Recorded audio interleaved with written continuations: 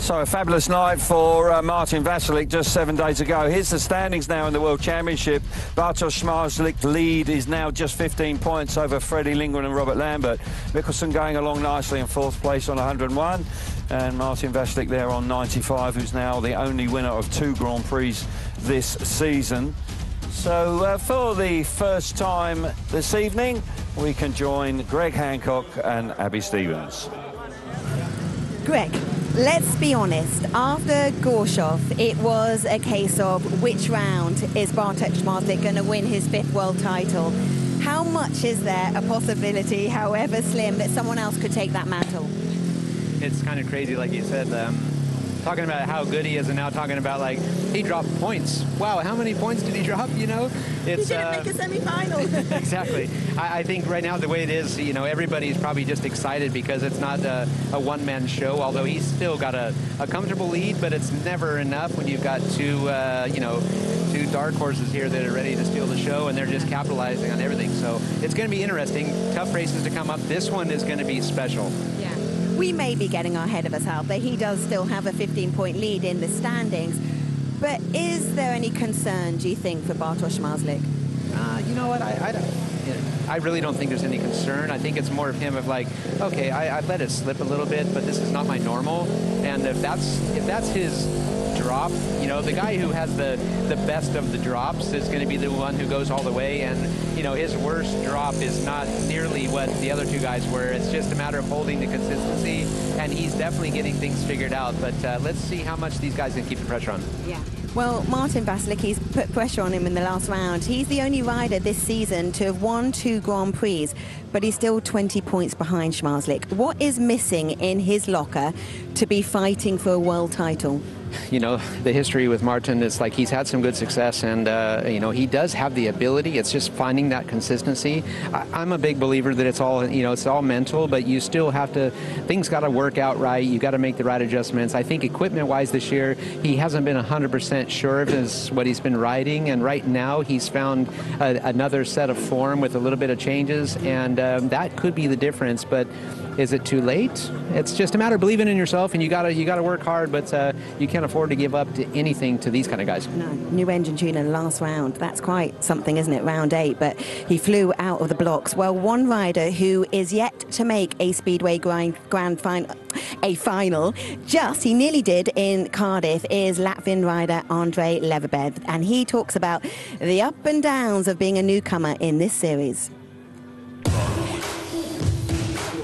I'm still living in Dreamer, but you know, from beginning I have maybe too much pressure for myself.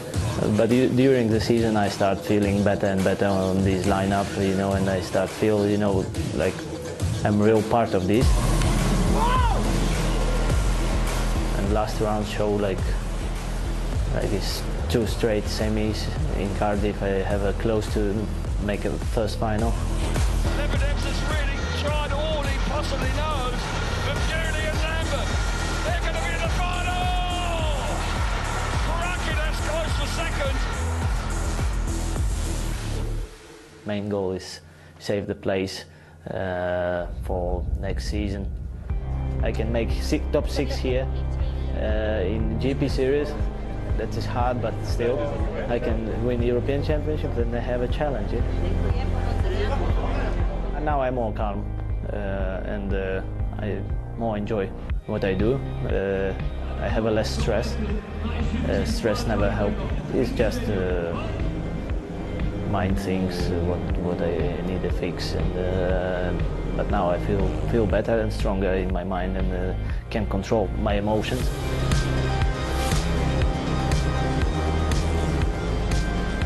Speedway here in the World Championship, everything about setups here is like all top level riders, everyone can racing well, but here many things happened here in the pits, and hopefully we'll find solution how go with this track, and yeah.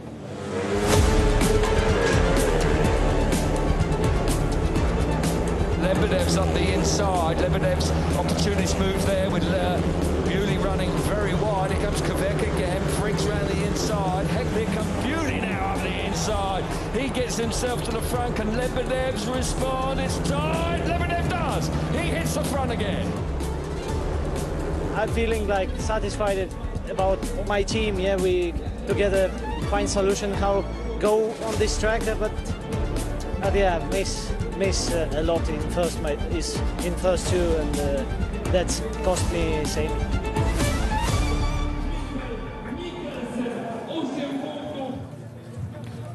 So Greg, they've earned their spot in the series. They have the skills. What is the hardest part then to get to grips with in your debut season? Well, you know, these days, these guys, you know, they work. We can take Simon, for example, with Wozniak. He's 30 years old, right? And he's been working his whole career to make it to the Grand Prix. It took to the time him basically turning 30 to qualify for it. So it's a lot of effort. And these guys, whether it's a wild card or you qualify like he did, it's so hard to come into this. It's like going into a pack of wolves. You know you're ready for it, but when you get there, the nerves, the adrenaline, it's the World Championship, it's no teammates, it's your crew around you, and it's really, really mentally draining and challenging, and I just think that 1 year's just not enough for everybody. Yeah. I mean, they say that, don't they, that it takes a year to get to grips with the series, but they can't afford that. They need to get off the ground running. The pressure to stay in the series is huge. Yeah, without a doubt. I feel for these guys, you know, and I was in the GP for a lot of years, right, and I saw a lot of riders come and go 1 year at a time, 1 year at a time, and it's sad, and you want to kind of grasp them and just say, like, remember how you got here, and don't think about trying to be somebody you're not, but at the same time, if you want to be a world champion, you chase the goal of being world champion. And a lot of these guys just chase the goal of trying to qualify. That's the difference. Greg, you and I are going to catch up later on in the Proco, so thank you. But the Baikoniki Stadium, it is tricky. It is a real technical track, and it throws up another challenge, as Mr. Hancock explains.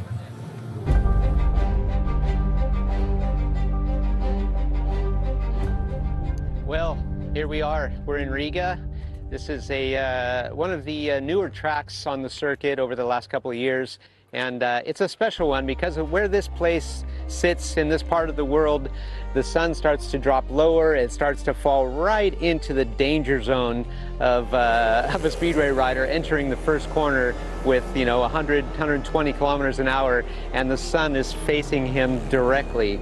So this becomes a rider's absolute nightmare when you're at the end of the straightaway and suddenly you pick up a load of speed and you can't see anything in front of you. How do you approach this? What kind of vision do you want to have? Do you want something clear, something tinted, something polarized, or something iridium-based?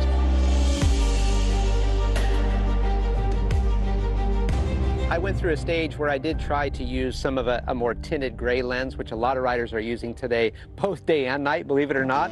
This kind of tinted lens would give me kind of an eerie feeling. I couldn't really read everything, every condition, and the last thing I want to do is go into a corner chasing a guy, hit a bit of grip, and suddenly I get a glare and I think that I saw something that actually isn't there, or vice versa. I want to be a little bit smarter, not harder. Well, a more modern lens is the iridium lens. You've got a blue iridium, a red iridium, green iridium. All of these different types give a different appearance when you look through them into the sun. The young eyes, you seem to be able to get away with just about anything, but for me, this really throws my eyes off. Between this or a polarized lens, you get so many more glares and little things that sort of like that star effect that can pick up in any different circumstance. But it's really interesting how the young eyes versus the older eyes can be affected with lenses like this. I had a preference of having a clear lens all the time. I felt that with a clear lens and the way my eyes are, I wanted to be able to see every little contour of the track, every edge of every rut, or whatever type of wet, dry surface I could find. So having a clear lens for me was clear vision, and having clear vision is what it's all about. So for me, that was the way to go.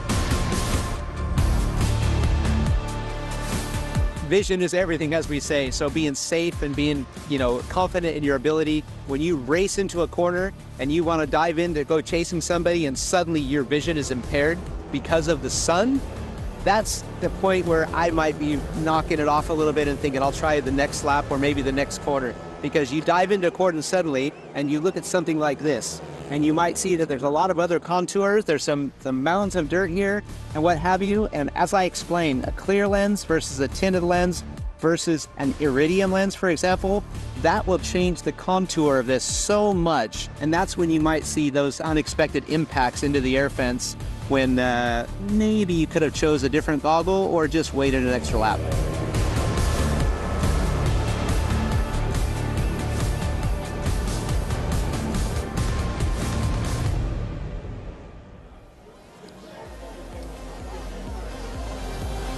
So the second round of the SGP2 series saw a fabulous moment for Nazar Panitsky, who became the first Ukrainian winner of a major speedway event. It was a tremendous moment for him. The Polish rider Sebastian Szostak, he actually got disqualified in the first running of the final, but Panitsky got the better of the round winner, first round winner Przemski, and also Danish rider Mikael Andersen with a big crash there on the outside in the final. Tough moment for him, but the second place for Victor Przemski actually leads him to have a comfortable lead. He was seeing that crash again. That really was quite a dramatic moment for Mikael after riding so strongly to get to that moment, but great sportsmanship, smashing moment for Panitsky, but he's into second place, but Przemski leads the way on a 38 points to 30, and the last round is in September the 27th in Torun, third and final round. So that was yesterday. We're on to tonight, and looks like plenty of supporters have come into the Baikoniki Speedway Centre. Smashing evening as well. Superb evening here, perfect racing conditions in lots of ways. And talking about that, let's have a look at the track from the drone's perspective, Chris, around this track. Yeah, 355 metres. It's actually quite a big track, but most of that length comes from the length of the straight. Very long indeed, and it's quite narrow, both exiting the corners, as we see here, exiting turn 4, coming through the start line, and now coming into turn 1. Turns quite tight, the corners are narrow, and coming down here into turn 3 on the first lap, we will see plenty of action. We saw it in SGP2 last night. These boys in SGP3, they will not be giving anything, and it will all tighten up. Track's quite flat, which also adds to the riders' problems. Yeah, they actually say that there is a fair bit of banking on there, but I would possibly debate that. But there's no doubt that the inauguration of the track was in 2014, and we started coming here the first time, obviously, last year in August. 355 metres long straights and reasonably tight corners. Just not very wide straights either. That's a little bit skinny down the straights. It's just over 10 metres wide. 15 metres depth in the corners. 4% of banking. I think that may be up for debate. Both straights exactly the same, identical, with just over 10 metres wide. 1.9% of banking, and as we roll around the bottom corner, just 15 metres of width and 4% of banking. We saw yesterday that the outside line was tough to use. It dried out very quickly indeed. But there's no doubt that this track threw up some dramatic action in 2023. Schmarzlik coming out on top, but that will he be able to bounce back to top form here this evening? A lot of people are asking that question, that's for sure. So let's have a look at the wild card. It's Dalils Kolodinskis, who rode well in Manchester in the Speedway of Nations. Francis Gus is a track reserve, and Ricards and Vasulis likewise is the second track reserve here this evening for tonight's event. Not too much longer, and we will introduce the riders to you. All 18 of them, of course. It's just the boys going round on that trailer. They'll exit that very shortly. As I say, it's a balmy evening. It's a pleasant temperature, mid-20s. Still very nice. No lights here, so let's hope we don't have too many today, because the sun is beginning to descend. But it's a good scene, and there's no doubt that the crowd is making its way in and beginning to fill the stands, which is really good news indeed. So riders just making their way across. An interesting night ahead. This track does throw up some new challenges for the riders, Chris. Yes, it does, yeah. It doesn't really conform to the norm, I would say, as far as Speedway Grand Prix goes, and it will suit some riders, I feel, more than others, but Bartosz Marslik, the man in the middle of your picture there, will not hold any fears for him. There's been a lot of talk about him, but at the end of the day, he's still winning more races than anybody else in the Grand Prix. He's made more finals than anybody else in the Grand Prix, so I don't think he'll be too worried about this evening. A little bit unfortunate just 7 days ago when the chain came off in the semi-final. He was set for the final that night, but just got held up, as did Matvej Janowski. Right, riders coming forward now for the presentation. Ricard Anversoulis with the 18 on his back. And there's a partisan crowd in here and a terrific reception for him. Next up is the other track reserve, Francis Gus. By his standards, at home here in Riga, he had a disappointing night, didn't make the semi-finals in SGP2. So the wild card now coming forward. Interesting to see how he goes tonight. He rode well in the Speedway of Nations. Daniels Kolodinskis, a rider with a lot of ability and a big opportunity for him tonight. Maciej Janowski continues to take his place in the SGP series in place of Ty Wolfenden. Really needs to put himself back in the shop window as far as Grand Prix Speedway goes. Jan Kovac from the Czech Republic has had his moments. He's found it tough this season, as do many people in their debut seasons, but Jan, and we'll be looking forward to the evening, that's for sure. Max Frick continuing the SC in the Speedway Grand Prix. Took over from Jason Doyle, of course, after he exited after his crash in British Speedway, but it's going quite well. Kai Hülkenberg has found Grand Prix tough again this season. Started brightly, had a knock and had some injury woes mid-season, but has found his form at Grand Prix level tough in 2024. Simon Wozniak equally finding it quite tough here in his first full Grand Prix season, in 11th place. So now their fan favourite, the home favourite, of course, Andrei Lebedevs, who will be keen to put on a big show. He's been going well of late. He's in top form, leads the European Championship. He's got many opportunities to be back in the series next year. He'll be looking for a great night here in Riga. Leon Madsen, he's only made one final this year. He has found going tough in the Grand Prix series, in 9th place currently. Yeah, pushing hard for a top 6, 3 rounds to do so. Dominic Cabrera's had a solid season. He will want to make the top 6 and needs to bounce back. He has found his home Grand Prix problematic. Yep, Dan Bewley sits just outside that top 6 in 7th place. Of course, he won in Cardiff. He'll be looking for more of that this evening. Indeed he will. Jack Holder, who's just slipped back a little bit in the last couple of Grand Prix. He's in 6th place, but it was a disappointing outing in Wrocław last weekend.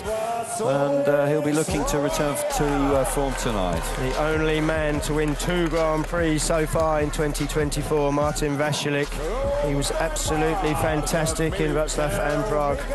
Mikael Mikkelsen won his maiden Grand Prix back in Germany earlier this year. Has been in rock-solid form. He sits in 4th place in the championship, going along very nicely. Robert Lambert, Mr. Consistent, would love to win a final. Surely it's got to be coming soon. This is a track that will suit him. Yeah, can't disagree with that. Robert Lambert doing a great job, and so is this man, Freddie Lindgren, after a couple of disappointing Grand Prix earlier in the season, really has bounced back to top form, and he's been no worse than 3rd in the last 3 Grand Prix. That man, Bartosz Marslik, 15-point lead in the series, had a little bit of a blip in Cardiff and again in Wrocław. Bad luck with losing his chain in the semi-final.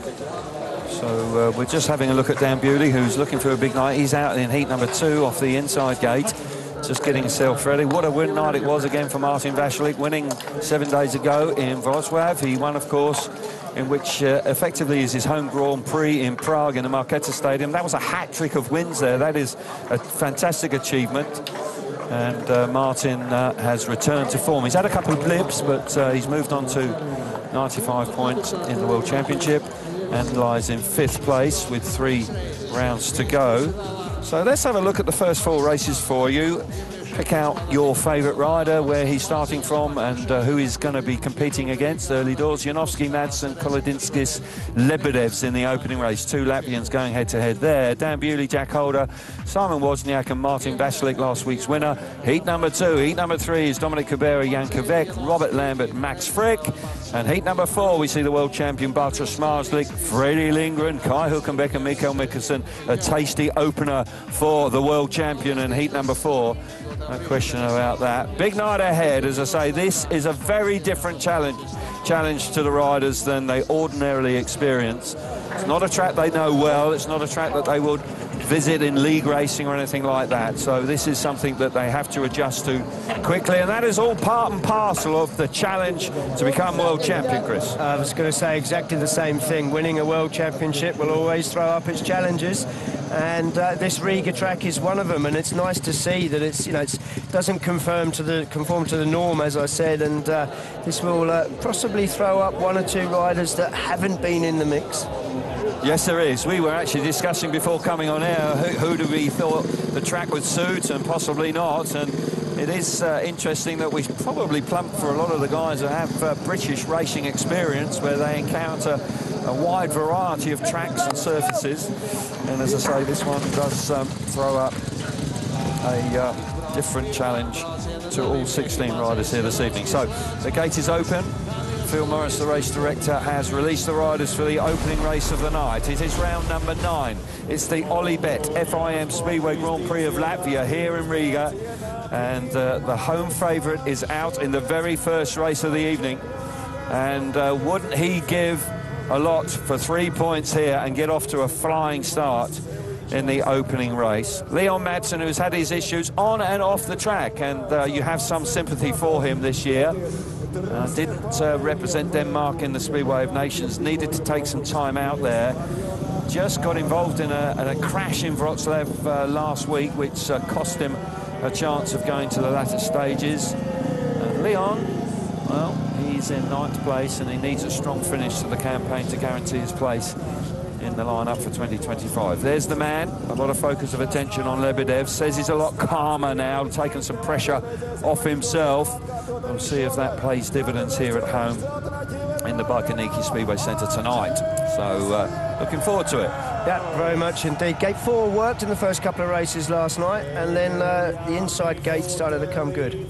Maciej Janowski goes from the inside in gate number 1. Red helmet colour on. Leon Madsen, gate 2 in blue. Gate 3 in white is Kolodinskis. And off the outside in yellow is Lebedevs. You're right to say that. Gate 4 won the first 2 heats in the SGP2 round yesterday. I will like to say right now, Nazar Panetsky, what a moment it was for him. A rider from the Ukraine winning at the highest level, at the under-21 level. That really was very special indeed. So many congratulations to him, and we'll see him again on September the 27th in Torrent. But right now, Lebedevs, Andrei Lebedevs, who was here supporting his fellow countrymen last night, can he produce something a bit special here tonight in front of a very healthy crowd? Here we go then. Green light is on. Tapes are up, sharpish. We're into the first turn, and it's Maciej Janowski. Look at that move from Lebedevs. Sweet move from Lebedevs. He read that beautifully. He fires himself to the front.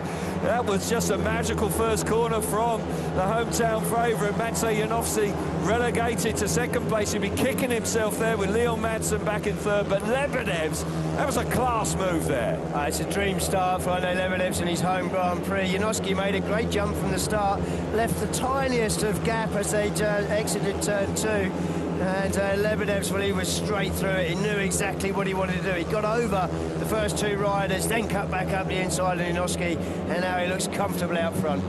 Yeah, Lebedev's out in front, showing a great turn of speed.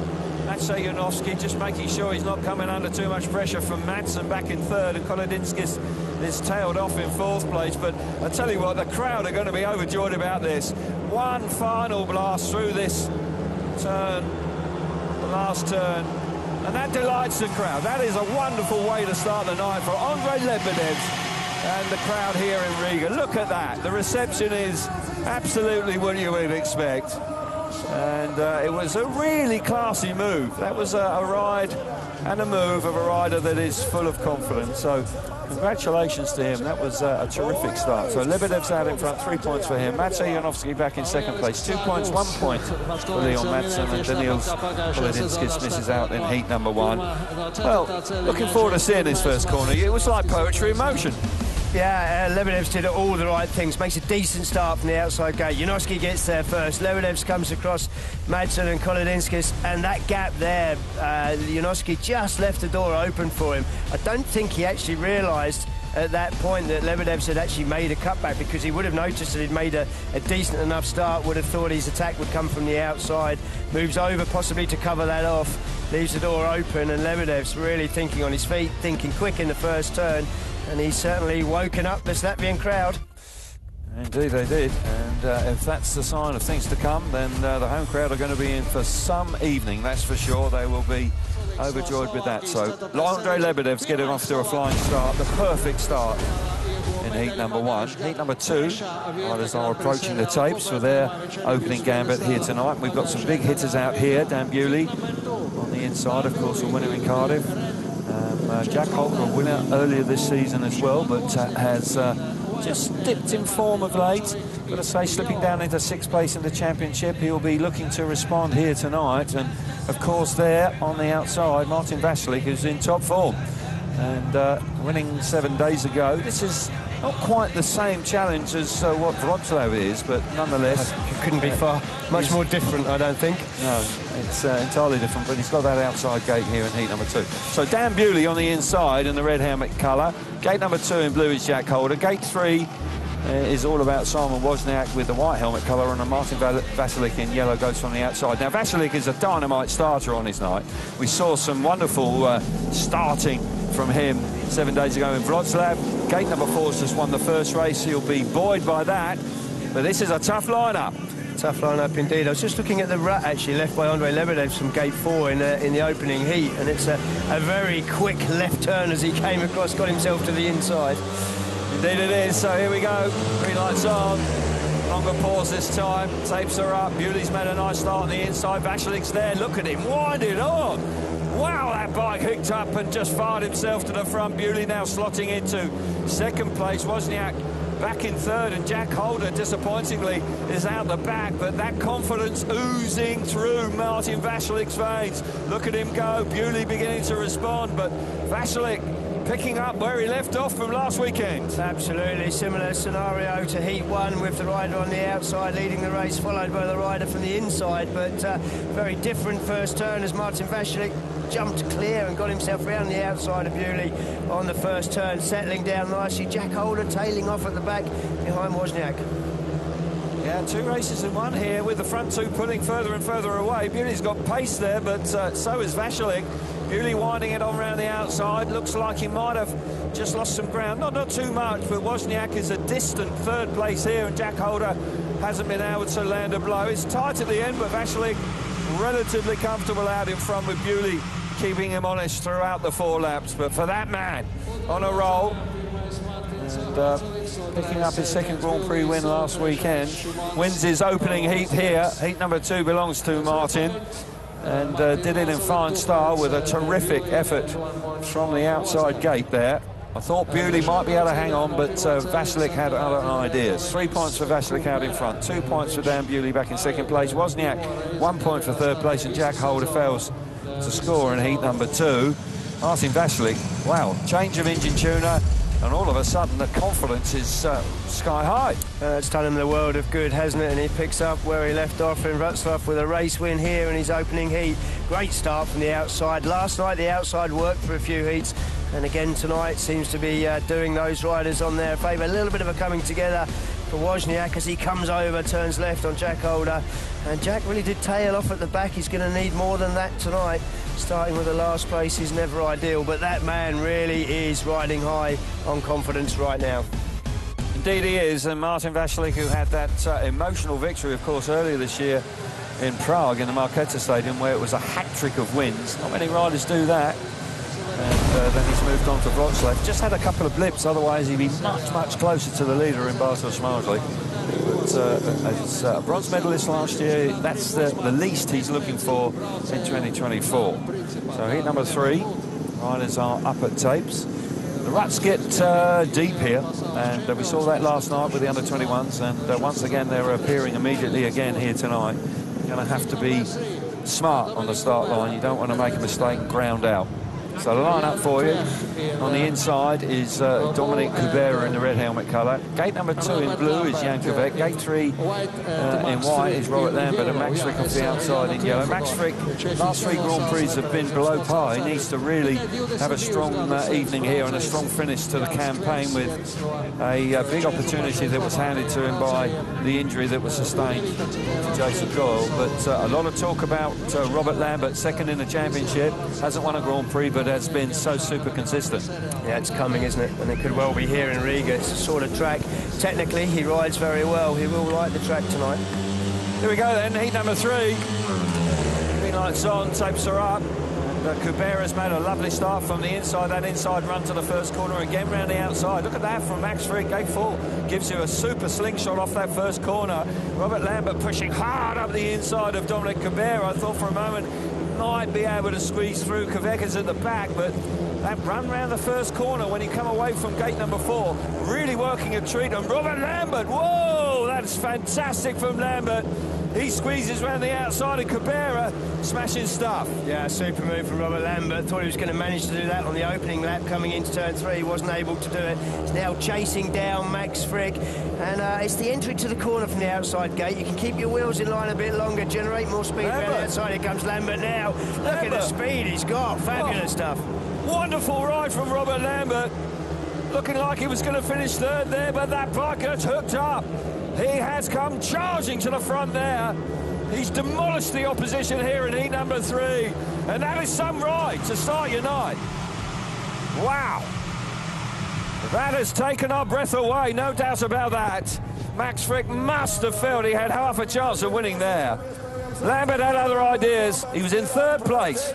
He had to get the better of Kubera, and then all of a sudden, he was jet propelled and flew to the front. Brilliant ride from Robert Lambert. 3 points out in front. Max Frick relegated to 2nd place. 2 points for him. Jankovic back in 3rd there. And Dominic Kubera actually finished out of the points in heat number 3. But for Robert Lambert, that was a terrific ride. Out the outside gate, working once again. It's actually the ride on the inside there, Dominic Kubera, who makes the best start with a lovely run around the outside. Here, I thought Lambert, the bike lifts on him just as he goes to turn.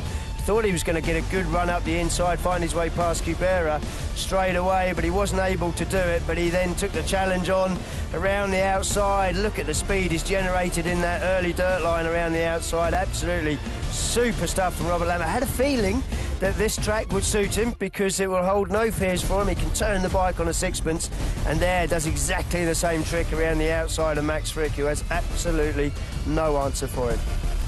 No, that was a lovely ride there. And I'm hearing it quite possibly was the track record as well. So that is just shows you how stunning that was. And coming from 3rd place to register a new track record, that is very impressive indeed from Robert Lambert. And what a sensational way to start the night. Let's hope he can maintain that, because he does that, it'll be a very, very difficult man to beat here in Riga tonight. So we are rattling through these races. We've got heat number 4 with riders at tapes already. The World Championships there, raring to go. We've got a terrific lineup for you as well. So I'll run through it for you in heat number 4. Bartosz Marslik off the inside in the red helmet colour. Freddie Lindgren out of gate number 2 in blue. Kai Hülkenberg gate 3 in white, and Mikael Mikkelsen from the outside in yellow. Can Mikael Mikkelsen win from there, or will Smarslik now get off to a flying start? We have seen him start Grand Prix slowly this season and then work his way in. Tonight you fancy he'll be very keen indeed to get off to a strong start here in his opening ride. There he is on the inside. Massive attention on Smarslik these days. 15-point lead in the championship. Tapes are up. Away we go. We're into the first turn. Smarslik there roaring across the first corner. Wow, Mikkelsen's worked. Oh!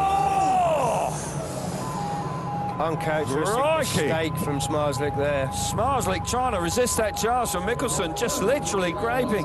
Bike just reared up underneath him. Collects Mikkelsen, and they plough into the air fence. It's just not going the way of the world champion right now. No, it's a desperate search for grip. Just got carried away with it. Bike drove hard straight into the side of Mikkelsen. Well, he's going to be stunned with that because that was just dramatic. It came out of nothing. He did push across the track. There is concern for Mikkelsen as well, who was collected as Bartosz Marslik lost control of his bike. He's on his feet, that's good news, but clearly very disappointed with the way things have turned out there. I would suspect that Jesper Steentoft, our Danish referee, will exclude the world champion as we see it again, Chris. Yeah, Mikkelsen's made a good start. He's coming around the outside. Bartosz Marslik at this point now knows that's happening. I mean, we put all the blame on Marslik. There was a coming together as Mikkelsen almost turned back on him a little bit here as he's drifted across. Yeah, at the end of the day, I think that is Marslik's fault, but he was off balance.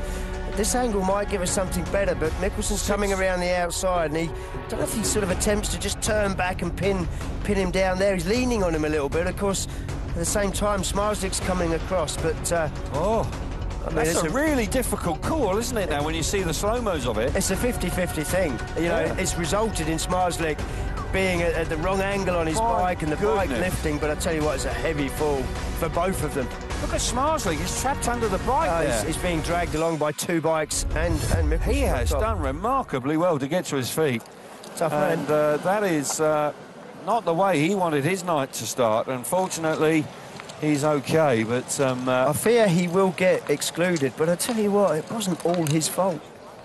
No, I thought initially, looking at it in real time, that Smarslik was the guilty partner there, but on the evidence of the replays, you've got to say that Mikkelsen had played his part, unfortunately, in what was a dramatic incident in the first corner. Yeah. The referee is going to take plenty of time to look at this because, well, just as we are, there's no clear-cut case here. We can see Mikkelsen's now coming round him. He lifts first, then there's contact with Smarslik, then Smarslik lifts. I mean, it's almost a 50-50 thing. I mean, I've got a feeling that Smarslik may go, but I don't think it was entirely his fault. Well, yeah, I don't fancy Jesper Steentoft's decision here. This is a very difficult one for him indeed. You're right, absolutely right, Chris. He lifts there first, doesn't he, Mikkelsen? Yep. And then there's contact between them, and now Smarslik's completely out of control. Mikkelsen then is just waiting for the impact. He actually does well to adjust the angle of the bike and get it down enough not to take them both square on. They've missed the air fence. I'll tell you what, they've missed the air fence, and Mikkelsen whacks the top of the air fence with his helmet. And we haven't seen him. Good to see Smarslik back in the pits, his father alongside him there. He was lucky to get away with that. He had two bikes on top of him, being dragged down the track. Yeah. Wow, that was dramatic. Speedway is a tough job sometimes, isn't it? He's trying to win his 5th World Championship. Just recently, it isn't going quite to plan. And it's never easy winning championships, and there's some evidence for you. Everybody was saying it's going to be...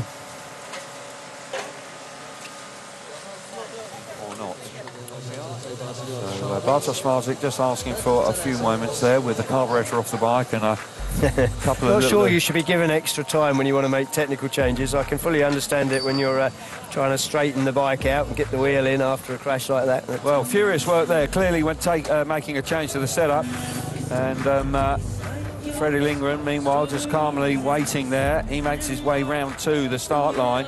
Freddie Lindgren, good opportunity to have a quick chat about Freddie. Freddie's been in sparkling form, no worse than 3rd in the last 3 Grand Prix. What a run of form he's on. He's forced his way into 2nd place in the championship chase.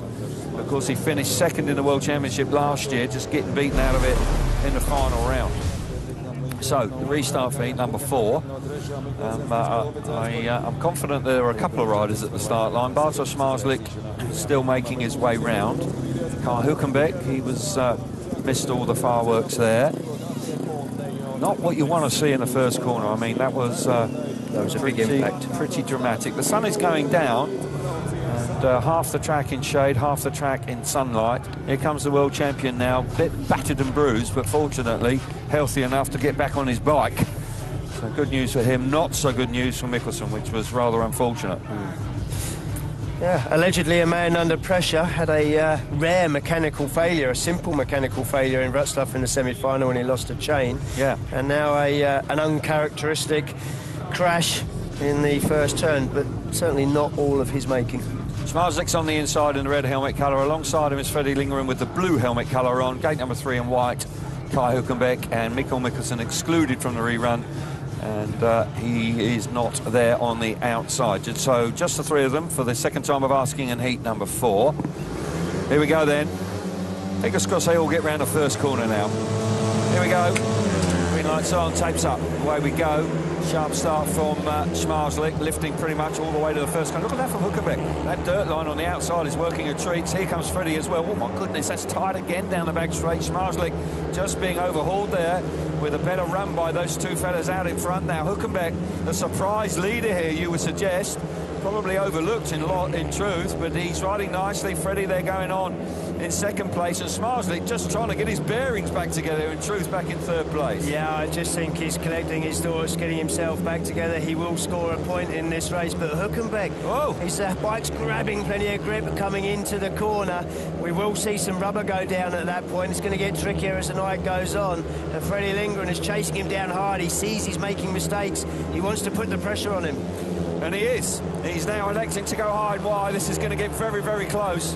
Hülkenberg's just about got it covered. Freddie just a little out of shape there. One last chance through this final corner. Freddie's out wide, but Hülkenberg's ridden a very good line and wins.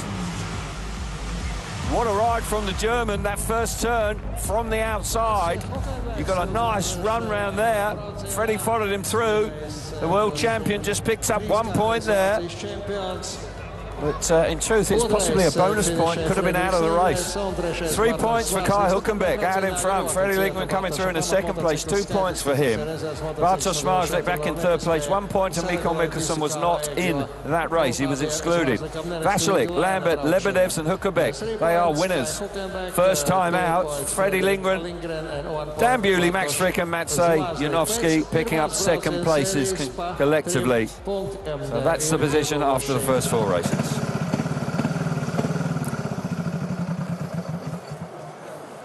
Well, good start for Kai Hülkenberg, Chris, and he'll be chuffed to bits with that. Wasn't expecting it, I would suspect, but took the opportunity when it was there. Yeah, he started the season bright enough with a couple of semi-finals, and then he picked up a couple of injuries and found it tough from there. But this one all about the race to the dirt line, and Kai Hülkenberg's the man off gate 3. Gets there first, and Schmarzlik gets beaten up on that first lap. Looked a little bit pensive to me. Did close the gap on Lindgren, and Lindgren, as we fully expect, will never get off the gas. He has to lift his left leg, get his elbow down, make a bit of room for himself between Schmarzlik and the fence. Does that successfully, negotiates that what could have been a problem for him, but he did give chase to Hülkenberg. Hülkenberg made a couple of mistakes. That's when Freddie Lindgren really began to put pressure on him, but it wasn't enough. And a great ride, great start from Hülkenberg. Indeed it was, and he'll be pleased with that. That's a strong start for him.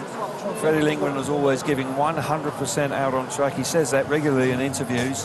Just gives his very best. But there's no doubt that it's been dramatic stuff so far. And let's get some reaction to that, because we can join Greg Hancock and Abby Stevens. Greg, a dramatic start to the night, a big call from the ref. What are your thoughts on that? Well, you know, that was a 50-50 call there, and I would have thought it would have went the other way, but as it is, you know, the track, it gets tight here. You know, the corners are so fast. Everybody's racing for one line. The dirt line's really wide there, and something has to give. Unfortunately, the way those guys both touched and tangled, there's really hard to say who is at fault. I mean, you can see Bartek's pushing hard, and Mikkel's just using the dirt, but I mean, that little connection there was just, yeah, it's difficult. That's a hard one to swallow. Why did you think it possibly would have gone the other way against Schmarzlik? You know, he was pushing up wide, and you know, he got the elbow underneath Mikkel there, but I mean, at the same time, Mikkel leaned, trying to hold his bike into place. You can see right here, they just about to connect here. Right there, you can see Bartek's handlebar hits him in the shoulder. So I don't know. That's a tough call on both sides. You'd rather see all 4 back, if anything, and unfortunately Mikkel's not here to do that right now, right? Yeah. So yeah, as soon as we've got an update on Mikkel, we'll obviously let you know. Back to you guys. Yeah, thank you very much for the moment. Yeah, a very difficult call there, but none of doubt that Jesper Steentoft did take his time. He took a good, long, hard look at the replay. I think he got it right, because just looking at it again then, when Mikkelsen lifts, he actually he pulls Smarslik's throttle hand, and that's when Smarslik was then out of control, but it was actually the lifting of Mikkelsen that caused that. Yep, it's not an easy one to call. Here's the gate success for you from the first 4 races. No race wins from the inside. Now that is a surprise. The outside 2 gates with 2 wins each. That is certainly gate 3 rather. Not expecting to see that at this stage of the evening, but track conditions are such that run round the first corner, no doubt, is generating lots of grip and lots of speed. It's the championship trophy, that's what they're all chasing, and tonight it's going to be quite a dramatic one. Brakes, so because of this track surface, and I expect tonight to be no different. Maciej Janowski just having a good look over the fence. He actually chose to ride at number 1 tonight. He had options, but quite possibly fancied the freshly prepared track every time he goes out. That's the deal when you ride with the draw number 1. He's up against Robert Lambert here as well. Dan Bewley in it. Terrific lineup, actually. But the next 4 races for you. Francis Gus will come in to replace Mikael Mikkelsen in heat number 5. You've got Janowski, Bewley and Lambert as well. Freddie Lindgren out again in heat number 6 with Kubera, Madsen and Wozniak. Riders in heat number 7, well, they're all chasing points there, there's no doubt about that, with Kvek, Smarslik, Holder and Kolodinskis. And Andrei Lebedevs, Martin Dashalik, Max Frick and Kai Hulkenbeck, well, they've all got off to a solid start, haven't they? That's a very competitive heat number 8. This meeting, I don't think it's going to be predictable. It's going to be very hard to predict. And I think that's reflected in what's happened in the first 4 races. Yeah, unquestionably, and this track, we said it would be challenging, and so it is proving. Indeed. So riders on their way round to the start. Maciej Janowski in the Grand Prix to replace Ty Wolfenden, who has announced recently that he will take no further part this season. The elbow injury, he was explaining, that it's quite possibly the worst injury he's sustained in his not Grand Prix career, it's his Speedway career. So he's going to need the winter time for that to fully heal and get back to full fitness, and let's hope that we see the best of Ty Wolfenden again in 2025.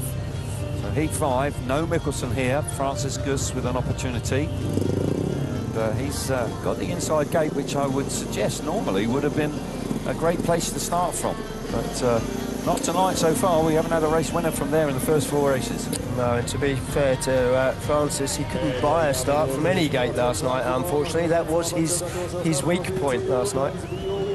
Well, let's hope he's worked on that, and he can get himself. He's popular. Listen to the crowd. They like him, that's for sure. And a partisan crowd. They're enjoying the fact that they've got Grand Prix World Championship Speedway here in the capital city of Riga. Great to be here, no doubt about that. So Lambert, who was literally sensational in his opening ride, he's from the outside gate, and that could prove to be a decent place to start from. Gus is going from the inside in the red helmet colour. Maciej Janowski out gate number 2 in blue. Dan Bewley gate number 3 in white, and Robert Lambert off the outside in yellow. Lambert, not only did he hit the front, he cleared off out in front. He had a lot of confidence, the bike working well, as you said, Chris, and he'll be hoping to continue on here. I would suggest they've made no changes whatsoever to the equipment, because it looked like it was absolutely spot on there.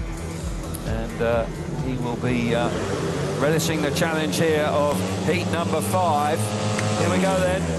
Tapes up. Charging into the first corner. Janowski's made a lovely start from gate number 2. He elects to run wide there. Here comes Lambert, but he's just squeezed there with Bewley. Bewley's not giving him much racing room there, but Janowski powering away out in front. Dan Bewley there, just about hanging on to second place, coming on strong in truth, with Lambert trapped back in 3rd, and Gus is out the back, but Maciej Janowski, who got beaten by Lebedev's first time, looking good again here. Yeah, Janowski making great starts tonight. He made a decent start in his first race. Lebedev's with a cutback working well, but I tell you what, behind them, Bewley, Lambert, really have no answer for him. This race does seem to be settling down. Lambert's really got the bike working well. He's working well on it as well. He's finding some grip, but he just can't really make too much ground up on the man Dan Bewley. No, you can see how hard he's working, but this time out of gate number 2, Matej Janowski is riding out of his skin here. No mistake at all in that first turn this time, and the man from Wrocław doing the business here, and he moves on to 5 points from 2 rides. Solid start for the Polish rider. Super stuff. And he'll be pleased with that, no question about that. Good time as well, 63 flat almost. And as I say, that start, an electric start, and that bike just roared into the first corner. 3 points for Matej Janowski, 2 points for Dan Bewley back in second place, 1 point for Robert Lambert in third, and Francis Gus coming in to replace Mikkelsen fails to score in heat number 5. All done from the start here, Chris, this bike of Janowski's. Watch this, the bike just drives forward. Beautiful. Yeah, beautiful start, as he did in Heat 1 as well, but he just made that mistake in the first turn. Bravely moves across again and leaves a big hole, but the track has developed that little bit more now, and he manages to find the extra traction that he needed to take the wider line, gets himself out front. Didn't really pull miles away, but he was comfortable all race. And Dan Bewley with the second, but Robert Lambert was working so hard behind him. He really is in determined mood tonight, and he was able to find ground here and there, but just the odd mistake while he was doing it. Never really put in a perfect lap. No, can't fault the effort, but Bewley held firm in second place and picks up his second consecutive second place to move on to 4 points from 2 rides. So a decent start for both of the British riders on 4 points so far. 5 points to Janowski, excellent from him, and he looks like he's in the mood. We saw last night how important starting was, and if you can make good starts here in the Bajkoniki tonight, then you are going to be in with a very good chance of going right to the latter stages. Right, heat number 6, riders are up at tapes, doing a bit of gardening work, just digging around and packing in the dirt to try and get away as possibly best as possible. Freddie Lingman's on the inside in the red helmet colour. Dominic Kubera, gate number 2 in blue. Leon Madsen out of gate number 3 in white, and Simon Wozniak goes from the outside in the yellow helmet colour. Strong riders always from Freddie in his first one. Nobody's won from the inside gate. Is that about to change now? Yeah, I'm thinking the same thing. You know, because he won't be worried about the stats at this early stage. He'll be just focusing on giving all he possibly can here up against Kubera, Madsen and Wozniak. Here we go then. Heat number 6. Start Marshall moves away. Green lights on. Tapes are up. We're into that first turn. Wozniak's made a half sensible start there. He's coming charging around the outside, but Freddie Lingman has left him no room at all and puts paid to his chances, and he goes to back Kubera. Leon Madsen's come roaring up the inside of Kubera. He's through in the second place now, and all of a sudden, for the first time this evening, the inside gate has worked, but Freddie had to be tough on the first corner. Yeah, ruthless there. Freddie Lungen around the first turn on Wozniak, who went to the back.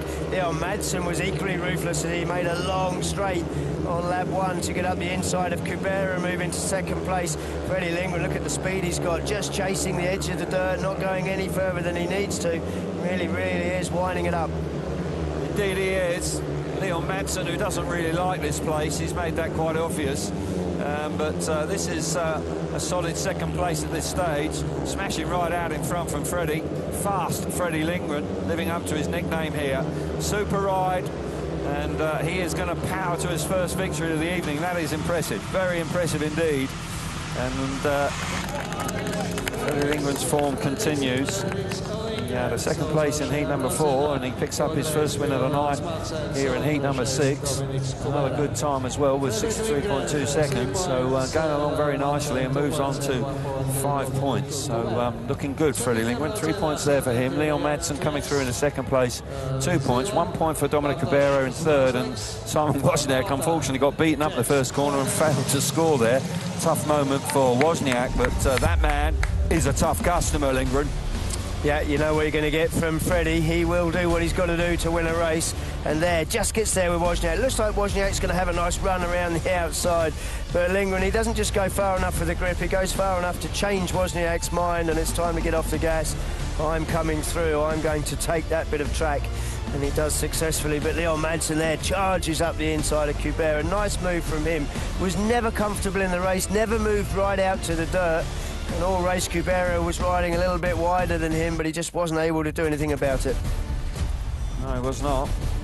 Leon Madsen will be relatively pleased with that, but that man will be chuffed to bits because he attacked the track. You could just see the way he was winding the throttle on the entrances to the corner, and he made that relatively simple in truth. Once he got out of that first corner, there was no stopping the Swedish rider, and he moves on to 5 points from 2 outings. And going along very nicely. Last 3 Grand Prix, no worse than third. Freddie Lindgren in top form. Heat number 7, we'll see the world champion for the 2nd time this evening.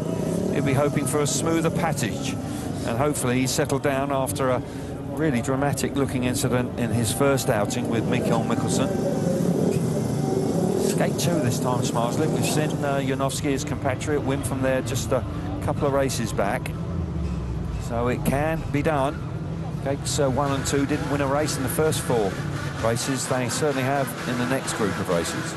Kvek, he's changed his bike here. He's on the inside in the red helmet colour. Bartosz Smarslik has also changed his equipment. He comes out of gate number 2 in blue. Jack Holder likewise has changed his bike. He's coming out of gate number 3 in white, and Daniils Kolodinskis will go from the outside in yellow.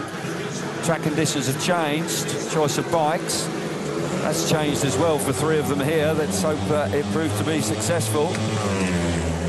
Tapes up, away we go. Smarslik's made a lovely start. That bike is driven to the first turn absolutely impeccably, moves out into the dirt, and Kvek has come through into 2nd place. Jack Holder's got problems at the back. Looked like the bike was packing up going into turn number 3. Kvek is pushing on there in 2nd place, keeping the world champion honest out in front. Smarslik now beginning to settle and pull away. This is good news for the world champion. Should just be able to relax on the bike a little bit and settle into the meeting. Yeah, I'm not sure you can relax too much on this Riga circuit. It can be challenging and catch you out if you get overly relaxed. You see there, Smarslik bike just straightening up a little bit on him. The crowd, there was a big roar from the crowd on the first turn as Kolodinskis looks like he was going to get a good run around the outside, but Smarslik, that man in front, had other ideas. This race will settle him down. Yeah, Jack Holder at the back, not enjoying it so far this evening. Really is not at his best here so far. The race is strung wide out, but there's no doubt that Bartosz Smarslik wins for the first time here in Riga. The Bajkoniki, where he has fond memories from 12 months ago, won the Grand Prix here and made a super start out of gate number 2. Took care of business in the first corner and settled down nicely. And normal service resumed for the world champion. Bartosz Smarslik, 3 points for him. Jan Kvek, good ride from Kvek there, 2 points for him. Kolodinskis back in 3rd place, 1 point, and Jack Holder misses out in heat number 7. And Smarslik now moving on to 4 points. As he struts back to his pit bay, he'll be feeling much, much better.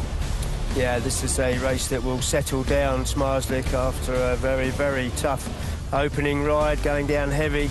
But here, Kolodinskis looks like he's going to get a bit of a run around the outside. Of course, Smarslik then moves over, stops anybody running around the outside, as Smarslik is expected to do. But a great start. Best start we've seen from gate 2, to be honest. He really did pull clear, elected to run out to the outside to stop Kolodinskis. There's going to come a point when you have to decide that that's too far to go. You see there, mistake from Jan Kvek. Got himself all out of shape there as he lost traction entering the corner. He certainly found some once he got to the dirt line, but that man that we're seeing close up there, back on his Kowalski engines, we can see Bartosz Smarslik. He will be settled down by that. Indeed he will. So all of a sudden things are looking a lot better for Bartosz Smarslik after that big incident in the first outing with Mikkelsen. Just reflecting on that, he's got the 2 gate 3s and an outside gate to come. It's not going to be easy for the champion tonight. He didn't qualify well, so he had to pick up the pieces as regards his draw for this evening's event. Heat number 8 will see everybody complete 2 rides, and what a heat it is. 3 race winners here, Lebedev's being one of them. He's on the inside in the red helmet colour. Martin Vasilik, gate number 2 in blue. Max Frick, gate number 3 in white, and Kai Hülkenberg from the outside in yellow. Big race this is, something's got to give here. Max Frick just taken by surprise with the dynamite speed from Robert Lambert in their first encounter, but Lebedev's with a lovely move from the outside in his first race to fire himself to the front. And Kai Hülkenberg, who was overlooked, certainly we overlooked him in the lineup first time, won very nicely indeed first time out. Heat number 8, here we go. Green light is on. Bit of movement from Frick. He then keeps himself together. Is there going to be a red light? Doesn't appear to be, so Lebedev's has fired himself to the front. Here comes Frick. Whoa, what a move from Frick, but Lebedev's keeps it wound on down the back straight. Vasilik diving deep into turns 3 and 4, trying to roar around the outside. But once again, Lebedev's. Wow, look what a night he's enjoying.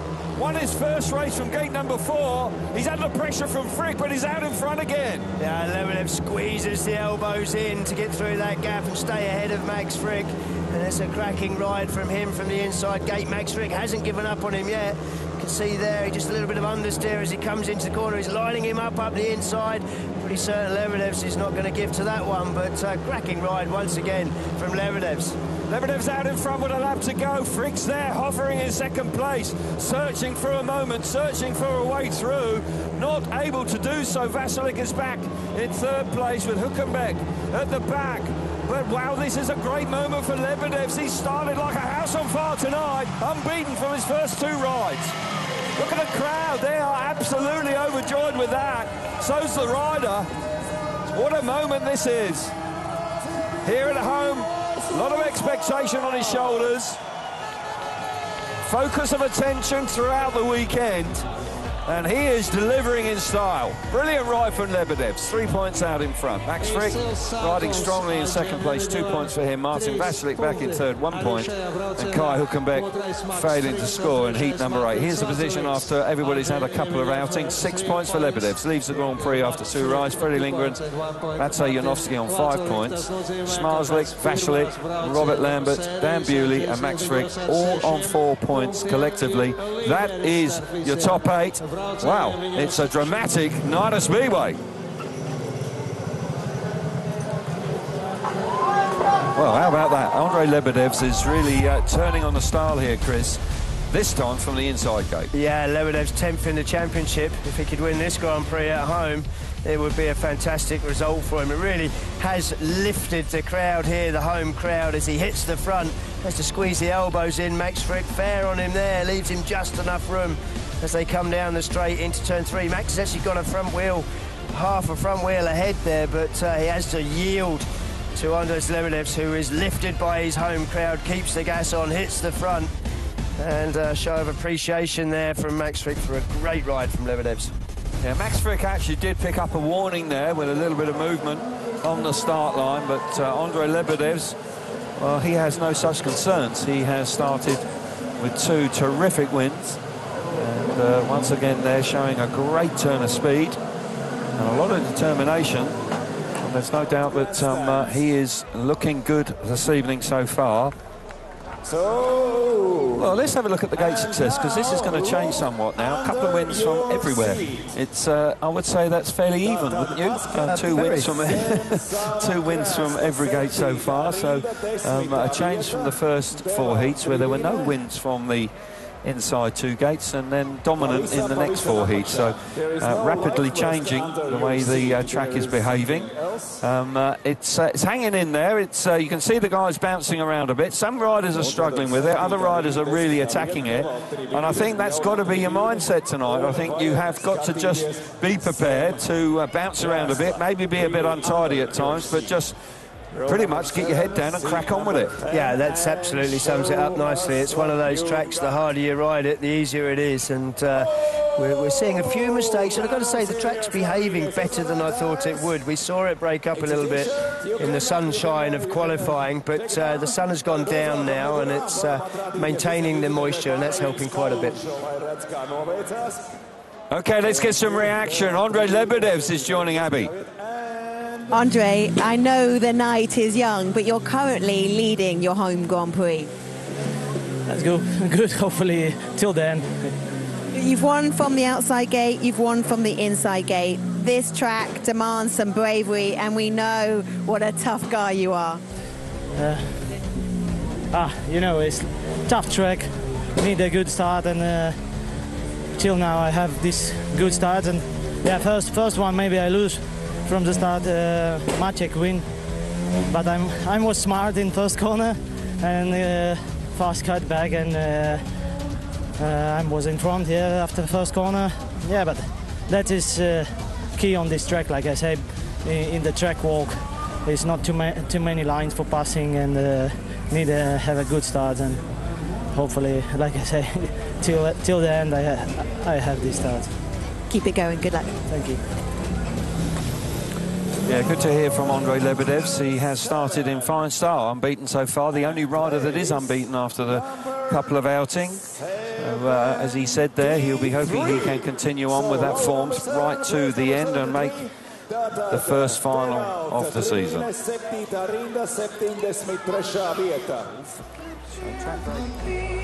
the next 4 races for you is heat number 9 with Wozniak, Hülkenberg, Janowski and Jankovic. Janowski going along very nicely indeed at this stage. Heat number 10 with Frick, Bewley, Schmarzlik and Madsen. Good looking line up there, no doubt about that. Heat number 11, Martin Vashlik, Robert Lambert, Kolodinskis and Freddie Lindgren. That is some tear-up, I would suggest. And heat number 12 with Anvis Sulis coming in to replace Mikkelsen that time. And Andrei Lebedev's unbeaten up against Kubera and Jack Holder, who has had a disappointing start so far, Jack Holder.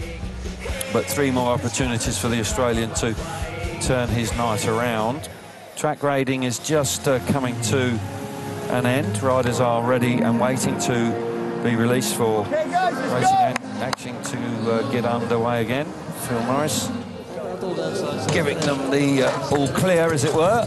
And Maciej Janowski, the first one to appear here now. And Maciej Janowski has had a lot of bad luck as well as poor form, you would suggest. And he's been battling his way back to full confidence this year. He's been inching ever closer to a big result, you would suggest. Started strongly tonight with 5 points from 2 outings. This is crunch time for him, I would suggest, if he's really going to lay down a marker here tonight. Needs to keep pushing on in heat number 9. Yeah, it's a race that he will feel he really does need to take 3 points from. Gate 3 actually didn't win a race in the last block of 4, so it might be a little bit tough from there. Possibly, but he made an excellent start out of Gate 2 last time. He's made 2 good starts tonight so far. Yes, he has, and he'll be hoping to replicate that now in his 3rd outing here up against Wozniak and Hülkenberg and Jankovic. Line up for you. Wozniak goes from the inside in red. Kai Hülkenberg, gate number 2 in blue. Maciej Janowski, the man we're chatting about, gate number 3 in white, and Jankovic off the outside in yellow. Kovic looked half sensible last time. I tell you what, he looks like he had pace. He got himself in a little bit of trouble as well, but nonetheless, he was pushing on in 2nd place, so you can't completely rule him out. But Hülkenberg also a winner earlier on. And on these sort of conditions, you just can't discount anybody, in truth. No, the conditions are a leveller. There are no favourites as you come into each race, but Janowski is a man that seems to have everything working well on the bike from the start. He's made 2 clear starts, left a hole for Lebedev's, of course, in Heat 1, but other than that, it's been pretty impeccable. Yeah, he has indeed, and if you can maintain the consistency from the starts throughout the evening, then you're going to get to the final, because it's not the easiest track to overtake on. So riders now settling down for the resumption of racing in Heat number 9. This is their 3rd ride of the evening. Here we go, green light is on, tapes up. Got to say, Wozniak made a great reaction on the inside, and he gets there. Maciej Janowski missed out there. Brilliant turn back from Hülkenberg. He fires himself to the front. Here comes Kovic round the outside, gets the better of Wozniak, who's relegated to 3rd place. But tell you what, Kai Hülkenberg, what a night he's enjoying. He's won already earlier on this evening, and he's fired himself right to the front here. Here comes Kovic in 2nd place, but Hülkenberg is away. Yeah, Hülkenberg, really smart first turn, looks good out front. He's being chased by Jankovic, who has got speed tonight. He's looked pretty consistent, and they've got Janowski there, mistake from Wozniak. Janowski, no second invitation required, roars through the inside, but I thought it would be tough from gate 3 for him, but he's not really showing a lot of speed in this one. No, but he picks up a valuable point there with the mistake from Wozniak. Kai Hülkenberg has made no mistakes at all. He's out in front. Kovic has got speed in 2nd place. He's running a little wide there, lifting down the back straight on the final lap. And this is going to be the 2nd win for Hülkenberg this evening. And an impressive stuff. Brilliant first corner. 2 wins and a last. He moves on to 6 points from 3 outings. Wins will be important. We saw it last night. It got very close indeed as we got towards the semi-finals. The last 4 heats 4 qualifying heats were very, very important indeed in the SGP2 last night. Hülkenberg wins for the second time, 3 points for him. Jankovic back in second place, 2 points. Maciej Janowski picking up a handy point there in third, 1. And Simon Wozniak unfortunately misses out in heat number 9. But for that man, silky smooth in that first corner, didn't panic, looked really composed and got himself to the front. Yeah, Kai Hülkenberg picks up his second race win of the night. Was a good start. He got the bike driving on the second bit to the corner, then he cuts back immediately. He sees Wozniak go across the track, times it perfectly and really does make a good job of it. Jankovic on the outside. Been impressed with him so far tonight. He's moved himself onto 5 steady points from 3 rides. If he can keep that sort of consistency going, could well be in the semi-finals. There's the mistake. As we see from Wozniak there, just lifts across, looks all uncomfortable, maybe just over brave with the setup on the bike, doesn't look comfortable on it at all. And Janowski picks up a valuable point to move himself also onto 6 points. Yep, going along nicely, so no last places for Janowski. This man has had a last place, but the 2 race wins sees him onto 6, and he is delighted. And Grand Prix racing has been tough for the German, didn't have a great home round. But he had some illness issues mid-season, took a bit of time out and has come back. And who knows, tonight we could see him go to the latter stages of the evening. Riding well at this moment in time. Heat number 10, line up for you. Max Fricks on the inside in the red helmet colour. He's got a warning. Dan Bewley, 2 second places so far. Gate number 2 in blue. Bartosz Marslik, gate 3 in white. And Leon Madsen with a change of equipment here, going from the outside in the yellow helmet colour. Smarzlik looked much better last time. He needs a few races where you sense there's been all sorts of drama going on. He's been involved in a few crashes. We saw that in the Speedway of Nations. We've seen it again tonight. We saw him get off the bike in Wrocław. It's not been an easy run for him. No, he's not having it all his own way, and that Heat 4 crash, he took the full weight of that one underneath 2 bikes and a rider, so I'm sure he's feeling a little sore right now. Indeed. Adrenaline, though, will mask that to a degree while the racing's going on. Heat number 10. Here we go. Tapes are up. Smarzlik's made a half-sensible start, but not quite good enough because Madsen's made a lovely start coming from the outside. Fricks through into second place. It's tight down the back straight. Bewley then slams the door shut in front of Smarzlik, and Smarzlik is trapped to the back. Frick there into second place, but Leon Madsen, change of equipment here, absolutely perfect start from the outside gate. He's firing away. Frick's got pace in second place. Well, just had to change trajectory there. I thought he was going to run in the side of Madsen, but Madsen's out in front, being chased hard. Quick change of mind from Max Frick at the end of the straight. Max in a straight line is one of the quickest out there. He must be getting a little bit frustrated that there's always someone in front of him to try and overtake, but Leon Madsen, super ride from him, not a track that would suit him. And I've got to say, Bartosz Marslik on the way to the first turn thought he was going to hit the front and maybe we'd be seeing a different race, but he doesn't look comfortable at the back. No, that's not good news for the world champion. He's out of the points here in heat number 10, but completely different for Leon Madsen. That is a smashing ride from him. And he comes through well there. That was a lovely start. Again, you can see how important it is to get your nose in front, away from the tapes. Came charging across from the outside gate. And once he was away, really did look very accomplished indeed. Leon Madsen wins for the first time tonight. 3 points for him. Max Frick back in second place, showing good speed, Max. 2 points for him. Dan Bewley in third place, 1 point. And Bartosz Marslik missing out there in heat number 10. So pressure on the world champion in his final 2 outings. But for Leon Madsen, well, that gives him, all of a sudden, his outlook on the meeting could be very different now. Yeah, Smarzlik, he actually made a half-decent start, then he got the bike driving. I thought he was actually going to get to the corner in front, but coming from the outside, Leon Madsen really did get round that first turn in impressive style. I see Bewley there giving the series leader a really hard time as they come into turn 3. Right around the inside. Difficult to do here. You're carrying so much speed down these long straights. Very difficult to stay on the inside line around the corner, but no such problems for Leon Madsen. Doubles his score with that race win onto 6. Yep, and 6 points from 3 outings is a decent return. 2 rides to come. Every chance of making the semi-finals this evening, particularly if you can make starts like that. And maybe Leon is just reflecting on the fact that this track isn't all that bad after all. Not so bad. Not so bad. And a smile on Leon's face. So he'll be looking forward to his next outing, and we will see Leon coming out. Oh, can't quite see where he is. 14 off the inside gate. Yeah, so every chance of another success for Leon there. So here we go, heat number 11, the lineup for you. Martin Vasilic on the inside in red, Robert Lambert out of gate number 2 in blue, Daniels Kolodinskis out of gate number 3 in white, and Freddie Lindgren going along nicely from the outside in the yellow helmet colour. Martin Vasilic dropped a couple of points last time, but that inside gate beginning to work now. We saw that working well last night. Martin, who has won a couple of Grand Prix this season, the only man to do so, is on 4 points there, looking to add to that. 5 points for Freddie Lindgren. Bartosz Marslik struggling tonight.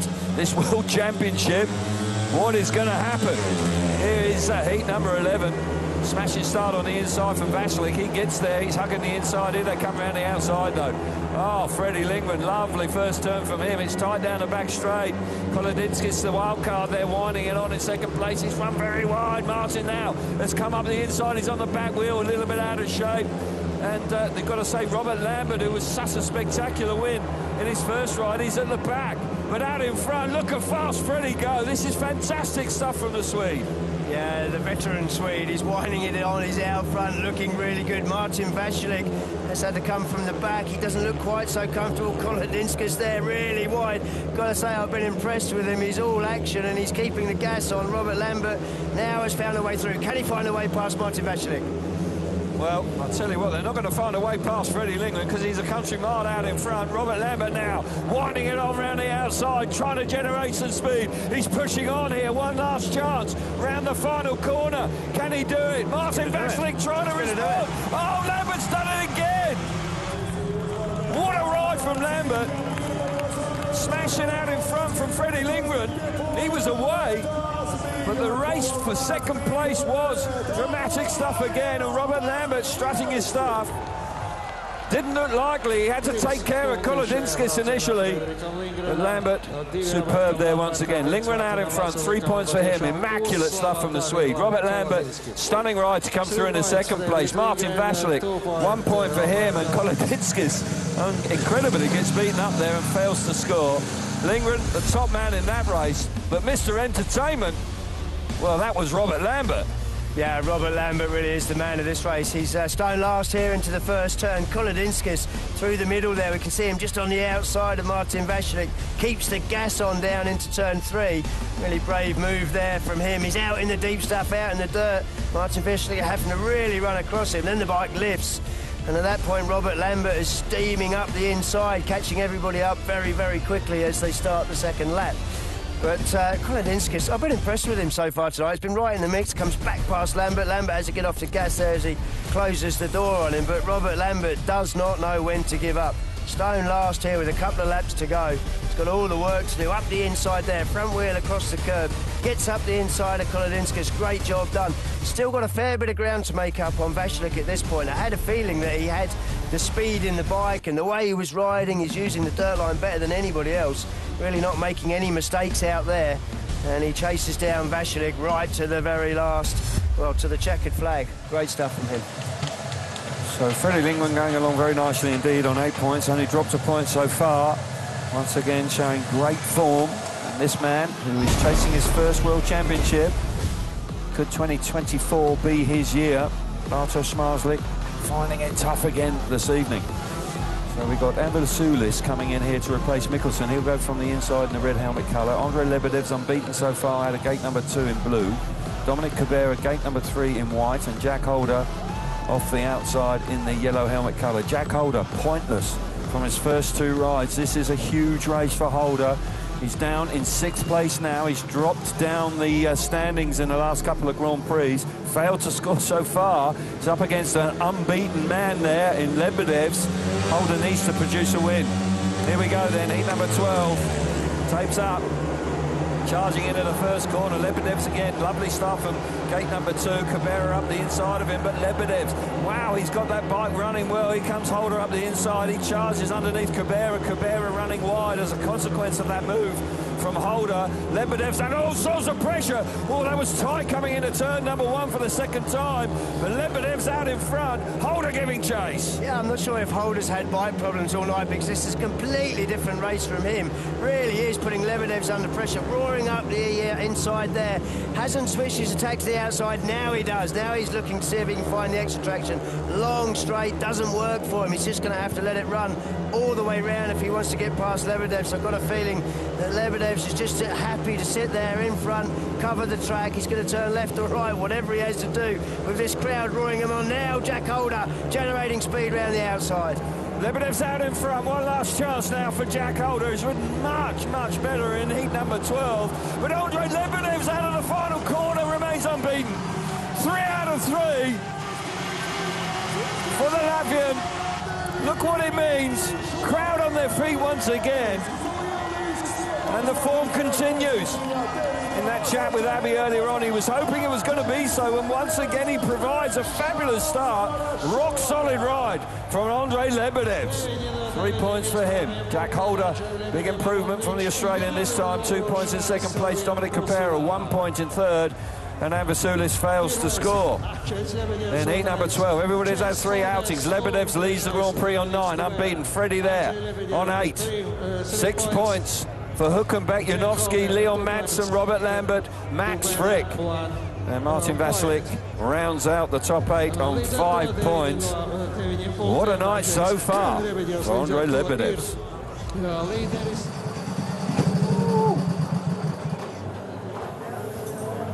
Well, this is quite a fairy tale that we're witnessing here, Chris. Yeah, although Lebedev's is in dreamland at the moment. He's gone 3 for 3. Makes a decent start. He's determined on his way to the first turn. And it was an absolutely cracking start from him. But you can see Jack Holder now. This is when he starts to change his attack to the outside. He's looking to see if the dirt's going to work for him. I'm sure he must have had some sort of bike problems all night, because this was a much more accomplished and confident ride from him as he attacks Lebedev's for all 4 laps. You can see there, runs into the dirt, a little bit of understeer, has to lay the bike down, get it low, get it turned, and he puts in a lot of effort. But I tell you what a dream start for Lebedev's, riding so well. Absolutely right. And Jack Holder, those slow-mos just give you an indication of what you've got to do on a track like this. You really have got to be flexible on the bike, move your body weight around to really be able to cope with the conditions out there. And this man is coping admirably. Fabulous start so far. So Andrei Lebedev's leading the Grand Prix. Right, we can get some more reaction. Kai Huckenbeck is going to join Abby. Kai, 2 race wins, a great performance from you so far, and considering we spoke off camera, the thumb is still healing from a dislocation a few weeks ago. Yeah, it's still a bit sore, but as soon as you put the helmet on, it's like a switch, and you don't feel any pain. So yeah, so far so good. Happy about the results so far, and I hope I can keep it up. Kai, you've got speed, you've got that bike dialed in around what is a technical track. Yeah, actually I'm struggling a bit with the track into the corners, because my bike feels so flat and it's just pulling everywhere. So yeah, it's quite hard to ride. For the second heat we changed something, which was a bad decision, but yeah, I just need to get used to it now and try to get out of the start. Will you continue to make the changes, or is it now, it is your debut here, it's now just settling into the knowledge that you're finding on the track?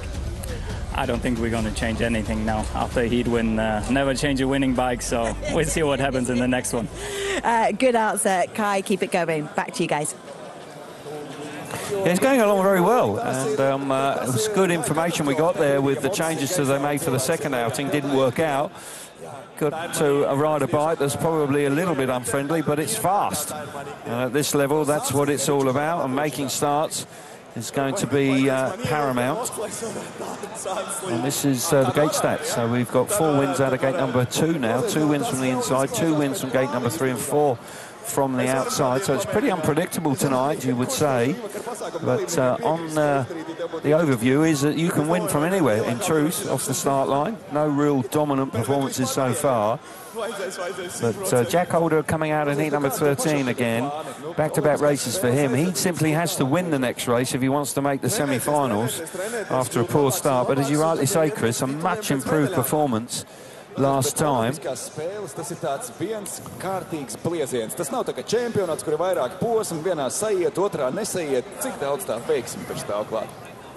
Veiksme, es nezinu, es neticu baigi veiksmei. Tas ir darbs, ko tu ieguldi, tad tā veiksme arī rodās. Well, this home crowd must be overjoyed, but there's no doubt that the performance of Andrei Lebedev has kept them right on the edge of their seats. And the man from Latvia leading the way on 9 points. This is quite a story that's emerging here in Riga tonight.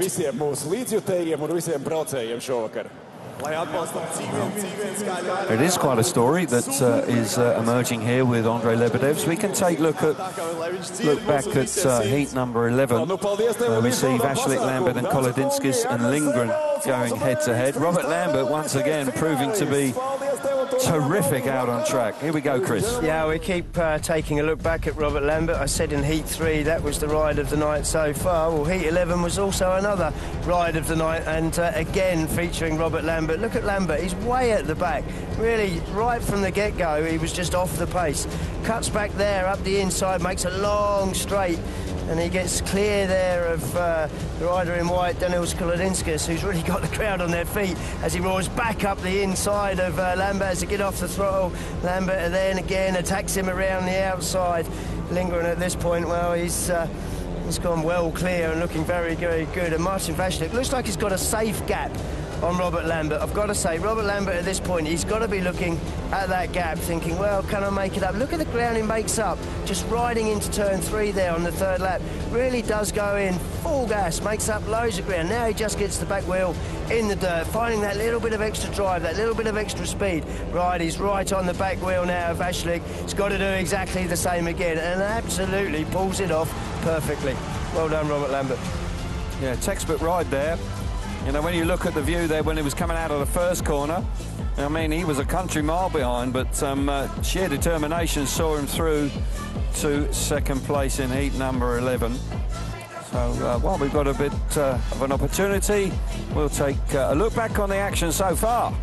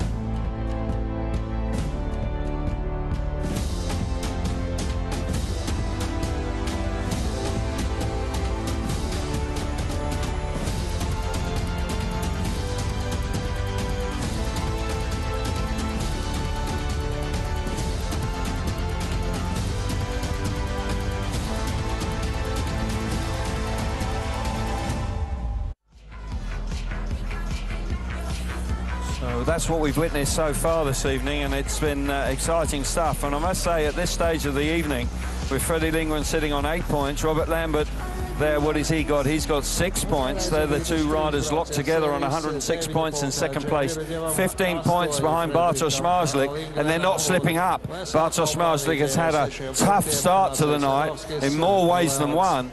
And Smarslik must be beginning to feel the pressure here, because he won't want to see that lead continually reduce as we go to the latter stages of this championship. And he needs to perform strongly in these last couple of qualifying heats. Yeah, you wouldn't put it past him, would you? He's on 4 points at the moment. He's just run a last place in his last ride. He's got an outside gate and gate 3 to come in two very difficult races. Indeed.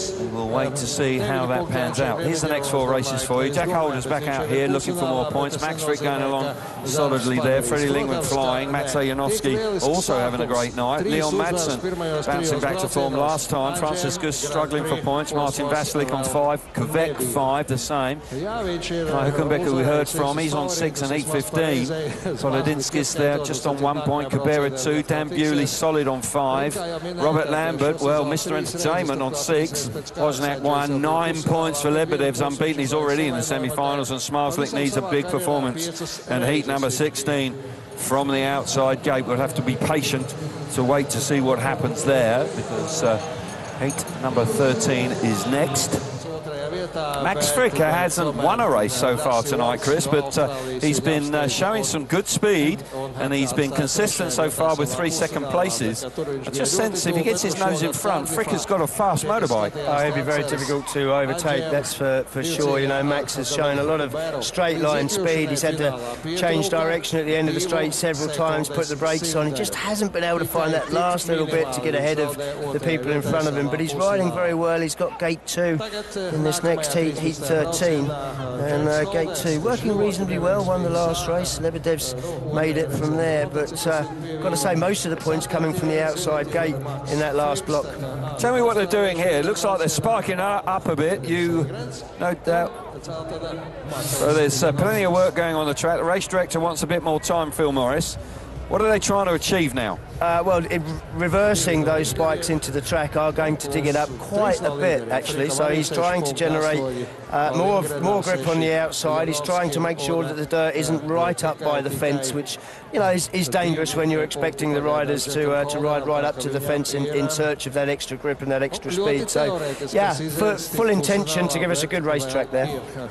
Working hard on the track there. Trying to keep us royally entertained, that's for sure. Race-winning times. Maciej Janowski with the best time so far. Freddie Lingman has had a race win there as well a couple of times. You see his name. Robert Lambert earlier on. And Martin Vasilik in there. So Leon Madsen's time was half sensible there. So that's the winning times. The best winning times so far. The top 8 winning times this evening. So we might be able to get a bit more reaction now. So we are. We are hearing that Robert Lambert is going to be joining Abby. Robert, you've been in some entertaining heats tonight. Yeah, it's been tough, but yeah, we managed to find some space and get the bike working. Finding space where there isn't much space and some bold overtakes.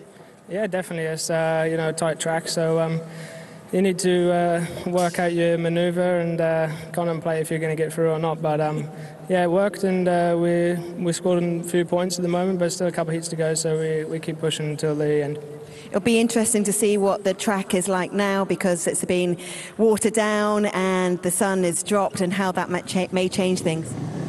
Yeah, you know, it's not boiling sunshine until 10 o'clock anymore, so yeah, conditions change, and we just have to keep an eye on it to make relevant changes to the bike. Thanks for chatting, Rob. Thank you.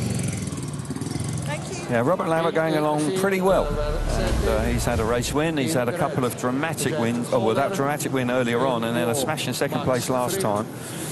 And riders are back out on track again.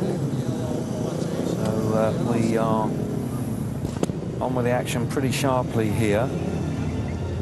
So Freddie Lindgren out again, who is also having a terrific night. Maciej Janowski, this is a big race here for Maciej Janowski. He came through pretty well last time, and you must say that he sits on 6 points, looking to add to that score now.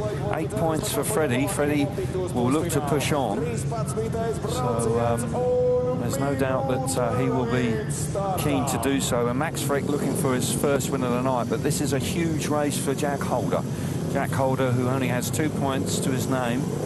A very, very tough lineup with all those other 3 riders going along pretty well. But Holder was much improved, must have done something there.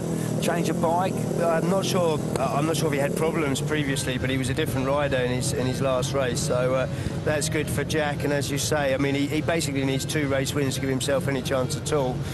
Max Frick, Melik Janowski, they will want to take the pressure off their last rides by scoring decently here. And well, he's just going along quite nicely. Line up for heat number 13. Jack Holder needs a win. He's on the inside in the red helmet colour. Max Frick looking for his first win of the night. He's had a gate number 2 in blue. Freddie Lingman's had a couple of wins. He's had a gate number 3 in white. And Matej Janowski's had a win earlier on. Goes from the outside in yellow. Big moment here. Jack Holder, who was second in the World Championship earlier on, is slipped down to 6th. Hasn't had a great evening so far with just 2 points. This is an opportunity for him to hit the front on the inside gate. Can he manage to do so? Green lights on, tapes up, away we go. Even break into the first turn. Tight, look at that from Janowski. Fantastic effort from the outside. Frick's lifted violently there, but Janowski has managed to get his wheels in line and he fires himself to the front. Freddie Lingman into 3rd place, and unfortunately Jack Holder's woes continue here. He's out the back and out of the points. Matej Janowski sitting on 6 points, hitting the front again. He's been chased hard by Max Frick in 2nd place. Yeah, once again, Max finds himself with more speed than the race leader. Just not able to do anything about it, but 2 points will do him quite nicely. We'll move him on to 8. Janowski, if he can stay ahead, will move on to 9. Almost certainly give him a semi-final spot. Freddie Lindgren, he made a decent start. He just didn't get it all the way to the corner, and Jack Holder disappointing for him at the back. So we'll have to go here. Matej Janowski beginning to pull away.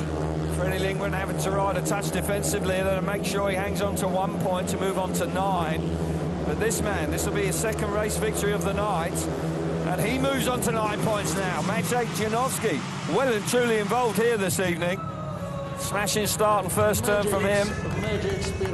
So was a little greasy there. I think that that may have caught 1 or 2 of them out there. Certainly there was no such stunning speed from Freddie that time. Looking like he was just spinning up a wee bit. Matej Janowski 3 points out in front. Max Frick in 2nd place, 2 points. Freddie Lingman was issued a warning there on the start line. He picks up 1 point, and Jack Holder, well, he won't make the semi-finals now. He fails to score in heat number 13. Not the night that Holder was looking for. Disappointing for him. Yeah, disappointing for him. We can see right in white, Freddie Lingman just rolling. It's old school. That's what you like to do, just to break the back wheel, stopping it breaking into instant wheel spin, but didn't do him any good. He didn't get there. Max Frick, as you rightly said during the race, just lifts, goes across, but Janowski's got the speed to pull clear. Max Frick reacting very quickly to make sure he doesn't run into the side of Janowski, and once Janowski hits the front, just rides edge of the dirt. Has a reasonably comfortable race, and a few mistakes there, as you said, Kelvin, in the race at track conditions. A little bit greasy after the track grade and the watering, but no such problems for that man. 9 points, Matej Janowski. Yeah, 9 points for Matej Janowski, looking like a semi-finalist right now. But I say Max Frick looks like he could well make it as well. He sits on 8 points from 4 outings. As I say, he's been very consistent. He's had 4 second places, but for that man, he's had a couple of race wins, a 2nd and a 3rd, and he's got the inside gate to come, so every chance of adding to that in his final outing. We'll see him, well, he will see him in heat 17, so he hasn't got too long to wait. But much more like the Magic Janowski we have seen in the past. Good news for him. So heat number 14, the line-up for you is Leon Madsen, who was much better last time, won nicely. Gate number 1 in red. Francis Gus comes out of gate number 2 in blue. Matej Janowski searching for more points here. Gate number 3 in white, and Jan Kvek likewise off the outside in the yellow helmet colour. Kvek could be a danger here to the opposition. Kvek has had some speed. He's been a bit untidy at times, but hasn't quite managed to get his nose in front. But if he does, I think there's every chance that he could be problematic to the other 3. I really feel that. A very difficult man to pass. He's been a little bit like Max Frick. He's had the speed, but he hasn't been in front. Here we go then for heat number 14. Green light is on, tapes up, we're underway. Firing into the first corner is Madsen. Nice start from him. He hugs the inside. In comes Vasilik round the inside. Outside, yes, he gets there. Lovely run down the back straight for Martin Vasilik, who got passed by Robert Lambert in his preview race and got relegated to 3rd place. Jan Kvek now trying the outside run on Leon Madsen. Will it prove to be fruitful? Not this time. And Gus is at the back, but Martin Vasilik has stolen a march here. He's away. Martin Vaclik just found a real turn of speed down the back straight on the opening lap. He's hit the front, as you say. He's going away from Leon Madsen. Leon riding into the corner quite narrow, then just using the edge of the dirt coming out. He's not doing any extra miles, and it's working quite well for him as Jankovic continues to ride around the outside, but he's not really making up any ground. Martin Vaclik pretty comfortable out in front. Leon Madsen solid in second place. Kvek has tried hard, but it's just not been enough here. But for this man, he's going to move on to 8 points. And all of a sudden, he's a strong contender for the semi-finals. No doubt about that.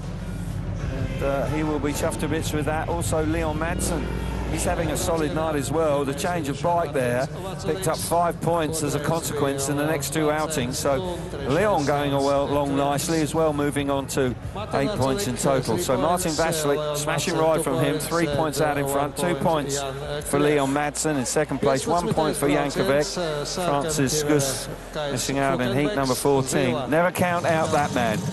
He is a man that is there or thereabouts. He's got plenty of confidence, and he does the business in the first corner here. Yeah, he does. Makes a decent start from gate 3, and he's around the outside, and he just sort of turns the bike. No, he didn't actually. I thought he'd made a bit of a mistake, but he didn't. Got the bike driving quite nicely. Leon Madsen on the inside. He just can't get the speed off the inside of the corner. Martin Vaclik straight out into the deep dirt there. I thought Jankovic was going to get a decent run around that's back straight, but he doesn't manage to get down there. Leon Madsen riding around the inside, going about his business quietly and nicely. He's on, what's he on, 7, 8 points. Yeah. Tell you what, it's going to be interesting to look at the leaderboard after this block of races, but it's going to be awfully tight. Well, I think it's almost like deja vu, isn't it? Last night was exactly the same, where the last 4 races were hugely important, with about 5 or 6 riders that could still have an opportunity to force their way into the semi-finals, and so every point is going to be vital here this evening. Very much so. So we've got riders at tapes for heat number 15. We are charging through this meeting, there's no doubt about that. And Dominic Kubera, who's had a decent campaign, but tonight so far has been a tough one for him. Kai Hulkenbeck with a couple of wins. He goes from the inside in the red helmet colour. Kolodinski's the wild card out of gate number 2 in blue. Kubera gate number 3 in white, and Dan Bewley sitting on 5 points from the outside gate in the yellow helmet colour. Now, he would dearly love to win this one, and that would give him the impetus, you would suggest, to make the semis here. Consistency has been a problem in the Grand Prix this season. When he makes a final, well, it's quite simple, he wins them, because he's done it 4 times, and he's got a 100% record. Dan on the outside, looking for 3 points here, but the danger man for me is Hulkenbeck, who's shown a really good turn of speed. He's on the inside gate. Heat number 15. Tapes up now, away we go. Kubera's made a good start at gate number 3. He gets there, but look at Bewley, lovely round the outside. He's good there. He's under pressure, but he's got his nose in front, and he's away, and that's where he'll want to be. First time tonight that Bewley, oh my goodness gracious me, he's rubbing the fence down the start and finish straight there. I'm glad he's very good at riding the motorbike, because you needed to be there. He was on the back wheel. Bewley's away out in front. Kubera's in second place, and Hulkenbeck is out the back. Yeah, Hulkenbeck nearly went down there as he entered turn 3. He's really struggling at the back. It's disappointing for him. He's on 6 points, had 2 race wins, put himself under pressure. Oh, he said the bike was driving. Well, it's driving a little bit too much there. Meanwhile, Dan Bewley really is checking out up front. He's got the bike working nice. He's got a big lead on Kubera. Yeah, Dan Bewley sitting on 5 points coming into this one, heat number 15, and he is enjoying himself out in front now. Smashing first corner, round the outside, and Bewley has won comfortably here, moving on to 8 points. All of a sudden, his Grand Prix has a totally different outlook now. One more race to come, of course, before the semis, but every chance of going further this evening. Don't know if 8 points will be enough. You're going to have to make sure you're on 9, I would think, to be absolutely confident of making the top 8 here. But Dan Bewley out in front, 3 points for him. Nice ride. Dominic Kubera back in second place, 2 points. Kolodinski's the wild card in third place, 1 point for him. And disappointment for the German there, Hulkenbeck, who clearly has got a bike that's fast. But if he's in traffic, there's a bit of a handful. Yeah, he doesn't look comfortable. The bike's just pulling hard, turning right off the corners. Never a nice place to be. Makes a decent start from the inside, but Kubera's the man that gets there first. Dan Bewley's the man off the outside gate. He's got that nice run around the first turn. He's in the deeper dirt. The bike's pulling harder than Kubera's. Kubera's just mid-track, getting a little bit more wheel spin, and Dan Bewley manages to hit the front. Rides around mid-track, doesn't go over wide. He started to move out later in the race. As we're taking a look at him there, just using that left leg forward to balance the bike. And he's using the dirt line. You can see the back wheel there kicking up the dirt. A super ride from him, 3 points. Moves on to 8. Got a decent chance. Comes out in heat 20. Inside gate. It's a tough one though. He's got Lindgren, he's got Lebedev's, Kofeks, no slouch tonight. So it's going to be tough for him. No easy races tonight, as you said earlier on. It's a level of this track, so you can't disregard anybody. It's unpredictable. Now, heat's number 16. What a moment it is. Robert Lambert, who has been flying tonight, hasn't won every race, but he's been certainly on the pace, that's for sure, passing people for fun. We've got an unbeaten man here in Lebedev's, crowd on their feet, chanting his name as he sits at the start line, and the world champion. What a moment for him. Robert Lambert on the inside in the red helmet colour. Wozniak with a change of equipment out of gate number 2 in blue. Andrei Lebedev's 9 out of 9 so far. Gate number 3 in white. And Bartosz Marslik off the outside in the yellow helmet colour. Hasn't been an easy run tonight. Again, for the world champion. This is a moment when, on a night like this, with the way it's panning out, in truth, he needs 3 points here. The outside run is working. They work the outside of the track to generate more grip there in the track grading prior to this block of races.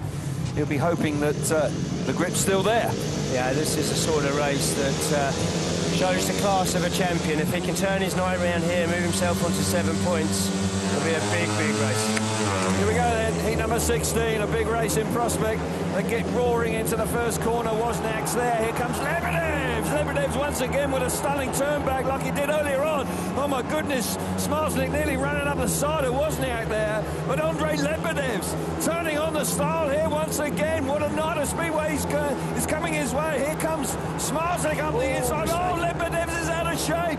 That allows Smarslik up the inside. First mistake from Lebedev's. Can he respond? Well, he can. Oh, he does. Round the outside, Chris. What a ride. What a fantastic ride. I mean, that mistake only came from the fact he just got his body weight down on the seat a little bit too early. It wasn't past the apex of the corner. He didn't have his wheels aligned. That's when the bike turns right. Gave him a rough ride, but he comes straight back at Smarslik. Really is riding superbly. Andrei Lebedev's riding out of his skin here this evening. He needs to be as strong as an ox there to hang on to his motorbike, and he is. And he's going to remain unbeaten. He's going to have 12 out of 12. 4 outings, 4 wins. And once again, this crowd are overjoyed. Takes care of the world champion. Not an easy task at any time, at any track. But here in Riga, Andrei Lebedev's riding as well as he has ever done. And he is enjoying a wonderful night of speedway here in the Baikoniki tonight. Andrei Lebedev's unbeaten. Superb. Andrei Lebedev's 3 points for him. What a ride that was. Bartosz Smarslik back in second place, 2 points. Robert Lambert back in third, and Simon Wozniak failing to score. I'm going to have to lie down now because Andrei Lebedev's is Mr. Entertainment there. Oh, brilliant stuff. He leads the Grand Prix. He's comfortable. He's 3 points out in front on 12. Janowski and Freddie are on 9. 8 points for Martin Vasilik, Leon Madsen, Dan Bewley, Max Frick, and Robert Lambert hanging in there on 7 points. What a night of speedway for Andrei Lebedev's unbeaten.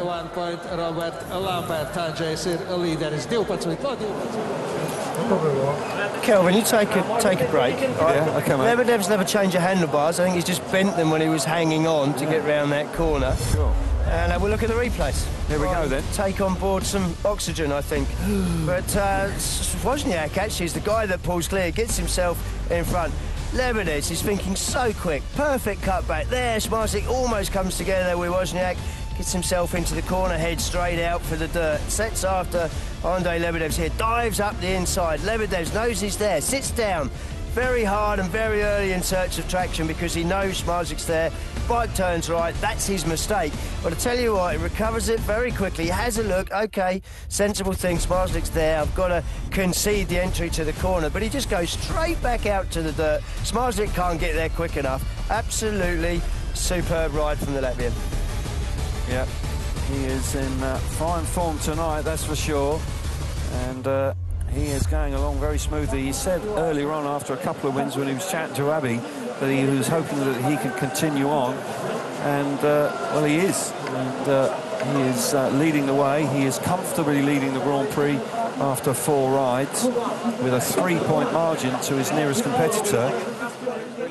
So, what's your impression on the track in Riga? Can he make the final for the first time here in Riga tonight? Look at the gate success for you now. So only a couple of wins from the inside. That's unusual. 4 wins from gates 2 and 3 and 6 now from the outside. There's no doubt that the track preparation is enhancing that run round the first corner. 29 points scored from the outside gate, 24 points apiece from gates 2 and 3. Only 19 points scored from the inside gate. So riders there will be a little concerned if they saw that graphic, but yeah, Robert Lambert, it does change quickly here. I hope Robert Lambert wasn't looking at that. He's just put himself under a little bit of pressure as he's on 7 points, so you'd have to say at this point, really his second place is going to be the minimum he requires. He's got to come off the inside gate. Madsen off gate 2. If he pins him down, he could be in trouble. Indeed, and I tell you what, another rider that could be in trouble is Bartosz Smarzlik. He's out in the very next race in heat 17. He's got gate number 3. And Maciej Janowski and Martin Vasilik won their previous races, so it's far from straightforward for Bartosz Smarzlik, who's having a difficult night. You know, what does he sit on? He sits on 6 points. So you would suggest a race win is absolutely a must for the world champion. He's capable of it, but when you saw the effort that Andrei Lebedev's put in heat 16 to get the better of the world champion, that's the sort of commitment you need. You cannot hesitate on this or be a little bit timid on this track. Got to be totally committed, and Andrei Lebedev is certainly that here tonight. So the next 4 races coming up for you now. Very important races indeed. Heat 17 with Janowski, Vasilik, Smarzlik. What a moment for him. Kubera there as well. Robert Lambert needs points in heat 18, that's for sure. Leon Madsen will be alongside him. Jack Holder's had a disappointing evening. Kai Hülkenberg not out of it. If he hits the front, who knows, he might well get through to the semis. Heat number 19, Max Frick is the one there on 8 points, who's had a solid night with 4 second places. That's a chance for Max on paper there on heat number 19. Heat number 20, Dan Bewley, Freddie Lindgren, Jan Kovac, and the unbeaten man, Andrei Lebedevs. Dan Bewley on 8, needs at least a point, you would suggest, to make the semi-finals this evening. Dramatic stuff, exciting stuff, it's tense stuff. The description of the track from Leon Madsen, I think it was probably quite accurate in the fact, although it's not his favourite track, even when you're in front, he was saying you cannot relax out there. No, you can't relax. You've got to be ready for the bike to do something unexpected every single corner. You've got to be absolutely on top of your game. You can't be just sitting back on the seat expecting to have an easy ride, because that is never going to be the case. But we've got a similar scenario as to what we had in SGP2 last night as we come into the last block of races. We've got 4 riders that look out of it, don't look like they've got a chance, whatever they do here. We've got 3 riders that look pretty much set to be in the semi-finals, and the rest of them really got to scrap it out. Yeah, and I think we're going to see a scrap, because they will be aware of it, no question about that. And starting very shortly, we are going to see exactly how it all pans out, and it's a huge moment for Bartosz Smarzlik coming out here in heat 17, and there he is. He hasn't been at his best tonight. He's had a heavy fall, and that could well have affected him, but he's battling on. A championship lead of 15 points prior to this evening's round. It was 27 going into Cardiff just a couple of rounds ago, and it's whittled away. If he slips up here, it's going to be reduced once again. And when you've got riders like Freddie Lindgren going along so well, I've got to say Robert Lambert, who has been fabulous to watch tonight, but sits on just 7 points. He's going to need a couple here in heat 17, in heat 18, when he'll go out of gate number 1. But as I say, so many permutations here. I think you've just got to keep it simple as a rider and just focus on winning a race. He's got gate 3, which actually isn't a bad gate to be on right now. The last block of 4 races, it scored the most points with 9 points. So okay, good start. It could be worse for him. There he is, the man who has won 4 World Championships, looking for his 5th here in 2024. And he's been rock solid up until Cardiff, and then missed the semi-finals there, and since then he had a problem in Wroclaw which stopped him making the final, and here tonight in Riga, where he won last year, it's been a really topsy-turvy evening so far. Can he produce something pretty special now? We've seen it time and time again from Bartosz Zmarzlik. The chips are down here, and he simply has, I would suggest, to pick up a win, and that will see him through to the final 8 here tonight. Line up for you of heat number 17. Maciej Janowski on the inside in the red helmet colour. Martin Vasilik, gate number 2 in blue. Bartosz Zmarzlik, gate 3 in white. And Dominik Kubera off the outside in yellow. 3 Polish riders here. And Martin Vasilik thrown in for good measure. Martin, who won just 7 days ago. Pretty spectacular win. Only rider to win 2 Grand Prix. And when I reflect on previous seasons in the Grand Prix, when you go back to 2021 when Artem Laguta and Bartosz Zmarzlik went head-to-head, they won 5 Grand Prix each. Just shows you how very wide open it's been this year for large parts, for winners. It was just the consistency of Zmarzlik. He just kept making finals. But just of late, it's been more difficult to achieve. And to achieve it tonight, that man on screen now, I think he has to win heat 17. Yeah, he does. And if he can do that, he would go into the semi-finals with a little bit more confidence. Let's see what he can do. Here we go then. Big moment for the world champion and the championship leader. Heat number 17. We're underway. Tapes are up, and Zmarzlik's made a good start. He's under pressure from Kubera around the outside. Kubera fires himself to the front. We've got Janowski back in 3rd place with Martin Vasilik at the back. Here comes Zmarzlik up the inside. Kubera winning it. Yes, he has to. And now Zmarzlik finally gets himself back to the front. Just what he needed now. Zmarzlik, we know he's sore, he's low on confidence. Is he going to concede that lead of his championship? No, he's going to fight for it, and that is the ride of a champion. He's out front, absolutely determined to get his way past. Martin Vasilik, disappointment for him. He's at the back on 8 points. He's got 2 race wins, so he should be okay. Well, he'll be hoping so. Bartosz Zmarzlik with a lap to go, meanwhile, who's had a really up and down night. It has been a difficult evening for him, and all of a sudden showed great character there, and he's coming through in flying colours in heat number 17. Zmarzlik winning and moving on to 9 points, and almost certainly in the semi-finals. Martin Vasilik just drifting over the line there in 4th place. Will 8 be enough for him, last week's winner? But for Bartosz Zmarzlik, well, you can see maybe a little bit of relief in the body language there. He's having to give absolutely everything here to maintain his lead in the World Championship. Zmarzlik out in front, 3 points for him. Dominik Kubera back in 2nd place, 2 points. Maciej Janowski in 3rd, 1 point for him, and Martin Vasilik missing out in a very competitive heat number 17. There you see Bartosz Zmarzlik with 5 rides on 9 points. Maciej Janowski on 10 from 5. 5 rides for Martin Vasilik on 8, but there are a lot of people on 8 behind him, and that could prove to be a problem for him with 3 races to come. We'll see how it works out, but for that man, I tell you what, quietly in his pit corner there, I think he'll be taking a deep breath. He will, and 9 points with 2 race wins you would think will be enough to put him in the semi-finals. But it's his Polish competitor that hits the front there. Dominik Kubera, a decent start from the outside gate. Thought Zmarzlik once again had done enough to get there, but he hadn't. Here, coming around turns 3 and 4, straightens the bike up, gets that right leg up in the air, gets all his body weight on the back of the seat. Bike works nicely for him. Look, the front wheel's just a few inches in the air. He's got all the drive he needs to pull clear of Kubera coming into turns 1 and 2 for the 2nd lap. But Janowski there having to work hard. 1 point, not a great ride from him, but 10 points will take him safely through to the semi-finals. Yeah, I didn't see there was any panic stations from Janowski. He was pretty comfortable in 3rd place. That man's had to work overtime, 5 points from his last 2 outings. Vital points. Didn't have a great draw, 2 gate 3s. I don't know. He's qualifying didn't go well either, but he's managed to battle his way on. And you would think with 2 race wins, 9 points, I'd be surprised if he doesn't make the top 8 here this evening. Right, heat number 18, a big moment for Robert Lambert, who has ridden terrifically well, but he's only got 7 points.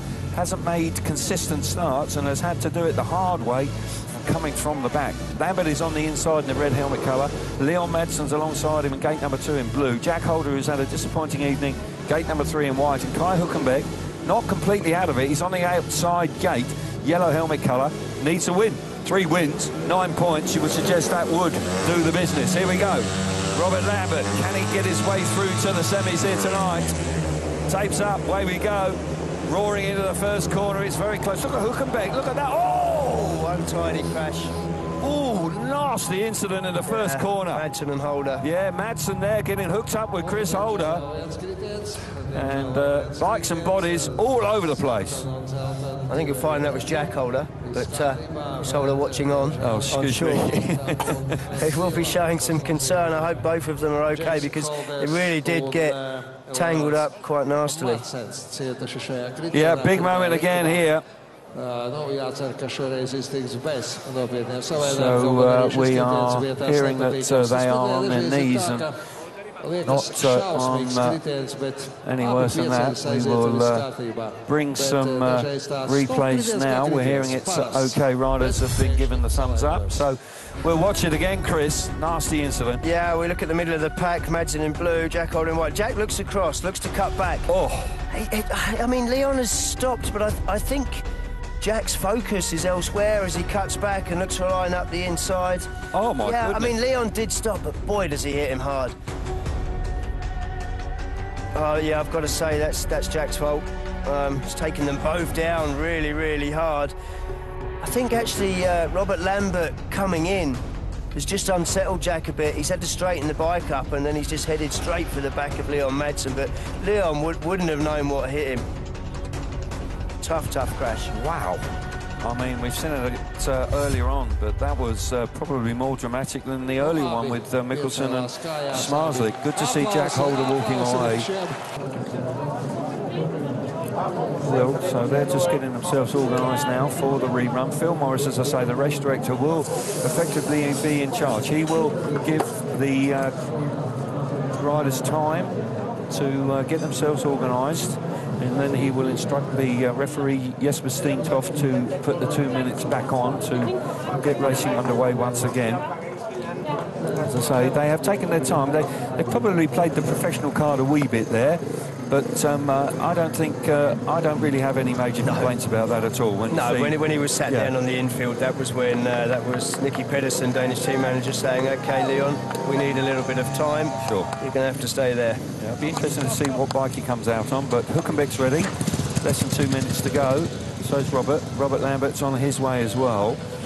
So Leon will be the last to appear. Heat number 18. Second time of asking. Riders on their way back round to the tapes. Whew, what a night we're having here in the Baikoniki in Riga. Round number 9. The Olibet FIM Speedway GP of Latvia is certainly throwing up some dramatic action. And that man was certainly very much part of it there. Blue helmet cover on. Another helmet now, because that helmet that he originally was wearing has been withdrawn. Rightly so, I would suggest. It looked pretty badly scuffed, didn't it, there? So he's on his way. Good news for Leon Madsen. Not quite sure what bike he's on, but the second bike that was involved in that topsy-turvy accident, I'm not sure he's on it, but he'll be just hoping that this time that bike performs well enough for him to get at least a second place here. That would be very useful indeed for Leon, and he could well see himself through. But Robert Lambert, as you say, second place might not be enough. No. Only 1 race win, and Bartosz Marzic's got a couple. It's going to be very, very tight, this. Pressure is really on. That man wins the race with 3 wins, on to 9 points. That will be enough. You've got to believe that. I would suggest it would be enough, because he'll have more race wins than anybody else on 9 points. Yes, exactly. So there is an opportunity for the German here, Hülkenberg as well. So all 3 of them fighting for their lives here to make the top 8 and the semi-finals. World Championships on the line. Here we go, second time of asking. Lambert's on the inside in red, Leon Madsen, gate number 2 in blue. No rider in gate number 3, and Kai Hülkenberg, with a little bit more racing room, goes from the outside in the yellow helmet colour. Here we go for heat number 18, second time around. Green light is on. James, what's happened to Robert Lambert? Completely missed it. I don't know what happened there. That is inexplicable. I don't know what's gone on there at all.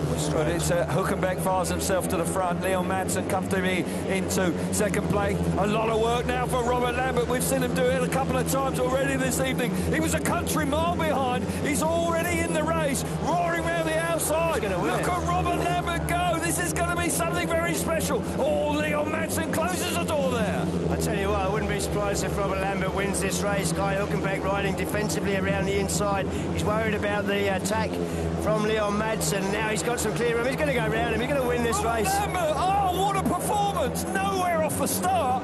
Didn't go anywhere. There must have been an issue there. He just missed it completely. He's now fired himself to the front. He was under huge pressure. Had to win the race. And somehow he's managed to fire himself to the front. Hülkenberg and Leon Madsen back in second and third. Robert Lambert, just take it easy. You've won at a country mile. That is an incredible race. That is really quite extraordinary. He must have been 20 metres behind. I'm not quite sure what's going on there. I'm sure we'll find out in the course of time. He didn't let go of the clutch. I don't know if he thought there was a problem with the start. But end result is, it is a vital win for Robert Lambert. His second win of the evening. He moves on to 10 points in total. 3 points for Robert Lambert, 2 points for Kai Hülkenberg, 1 point for Leon Madsen. Jack Holder fails to score. He was excluded. So we now see the situation after 18 heats, with Lebedev still leading the way. That sees Robert Lambert into third place. But clearly some sort of confusion there on the start line. Let's see it again, what happens here. he thinks there's a problem. He thinks that for some reason the race is not going to go ahead. He's already looking across. He's not looking down at the tapes. Tapes go up, riders go away. He's got a race for it. But the ground he makes up to win this race on a track that we've just heard Leon Madsen saying is almost impossible to pass on is unbelievable. He just goes straight to the outside, and the amount more speed that he's got than the other two riders is absolutely unbelievable. And you just sensed, even from the first lap, with the ground he made up, that he was going to win this race. Wonderful ride from Robert Lambert. We've seen him do it on 3 occasions tonight.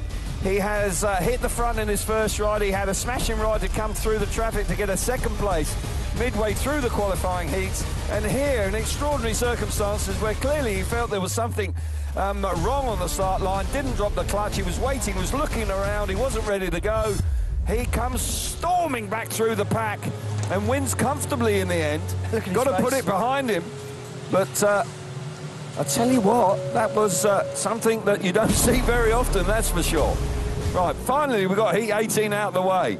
Really was dramatic stuff indeed. The lineup for heat number 19 is Kolodinskis on the inside, the wild card in the red helmet colour. Max Frick on 8 points, gate number 2 in blue. We've got Anvasulis here, the reserve rider coming in for Mikkelsen, gate number 3 in white, and Simon Wozniak off the outside in the yellow helmet colour. Now this is an opportunity here for Max Frick. Yeah, Frick on 8 points. 2 points will see him on 10. I'm sure he'd dearly love to have a win. He's had a lot of speed, but hasn't been able to get his nose in front. So here we go for heat number 19. Still getting our breath back from that heat number 18. Wow, here we go then. Tapes are up. And we're going roaring into the first corner, and Wozniak's come across from the outside. He's made that first turn. Here's Kolodinskis coming through in the second place, and Max Frick missed out there. He's going to have to wind it on. Can he get the better of the wild card round the outside? 2 points is a must for him. The Australian just getting squeezed there as they complete the first lap. He's electing to go high and wide again. Can he get the speed? He's on the back wheel. Yes, he does. That's important for Frick. He's been rock solid on second places all night long, and he's pushing on now. Wozniak out in front. Yeah, Wozniak, nice way for him to finish. Hasn't looked like getting a race win all night, but he looks like he's on his way to one here. Max Frick will know that a second place will be enough for him. He won't be taking any risks here, but he's got to keep it going, because got to say, Kolodinskis really hasn't given up. He's got a bit of breathing space now, though, and with Anvasulis tailed off at the back. But Wozniak, this is a consolation for him. Hasn't had a great run in the Grand Prix of late. but he's going to win his final qualifier here. We won't see him in the semi-finals, but almost certainly we will see Max Frick. He's had 5 rides and he's had 5 second places. He finishes on 10, and job done. Job done. Fair play to him. And Wozniak will be thinking, can we start again now? 3 points for Wozniak. Good ride from him. Max Frick solid in second place, 2 points. Kolodinskis 1 point for him, and Amazasulis misses out. It's taking shape now. Frick sits there in 4th place on 10 points. 3 of them there on 10 points. Lebedev's got a ride to come, but he's clear out in front on 12. He's going to add to that, you would think. 9 points for Smarslik and Lindgren. Lindgren's got a ride to come here in heat number 20. So it's going to change again, that order. See it again here. Yeah, Max Frick has been Mr. Consistent tonight. 5 second places, but he'll take it for 10 points in the semi-final spot. Wozniak hits the front. He certainly has looked uncomfortable all night, but he just seemed to get it together for his last ride. Max Frick, clearly watching Robert Lambert in the previous race, goes straight out to the dirt line and gets around to the outside of Kolodinskis. 2 points will do it for him, but hasn't won a race. He's had 5 second places. You wouldn't put it past him, of course, to make it to the final and choose to win that one. Well, if you think back to the opening round of the season, there were 2 riders on the rostrum that didn't win a race all night, and they managed to do it, and that was Jason Doyle and Freddie Lindgren that night. So it is possible to get amongst the big points without winning races in this format. And Max Frick has managed to do that. Wozniak will be reflecting on what might have been tonight. 1 point from 4 rides, and then he comes out with a lovely win in heat number 19. So tough evening for him, and he will be now reflecting and looking forward to 7 days' time when we go on to Voyance. Now, heat number 20. And once again, riders desperately needing points. And one of those is Dan Bewley, and he'll start on the inside in the red helmet colour. Freddie Lindgren looking to add to those 9 points. Gate 2 in blue. Jankovic, a win here? Well, you don't know. Jankovic sits on 6 points. Gate number 3 in white. And the unbeaten man tonight, Andrei Lebedevs, goes from the outside in the yellow helmet colour. Can he do a 5-ride maximum, Andrei Lebedevs? You wouldn't put it past him. He really is in sparkling form. Yeah, I'm completely impartial, but I would love to see him get to the final and win his first ever Grand Prix in front of his home crowd. Yeah, that would be a very special moment indeed, a memory that will live forever. He's an unassuming bull of a man. Yeah, and he's a nice guy, you know what I mean? He just loves being part of it, you know, he feels very humble about the fact that he's in the Grand Prix, desperate to be back in 25. And just of late, his performances in the European Championship have been outstanding. And he's leading the way there, and here at home in front of the partisan crowd he is delighting them. He's had 4 rides and 4 wins. Can he make it 5 out of 5? Now in heat number 20, tapes are up.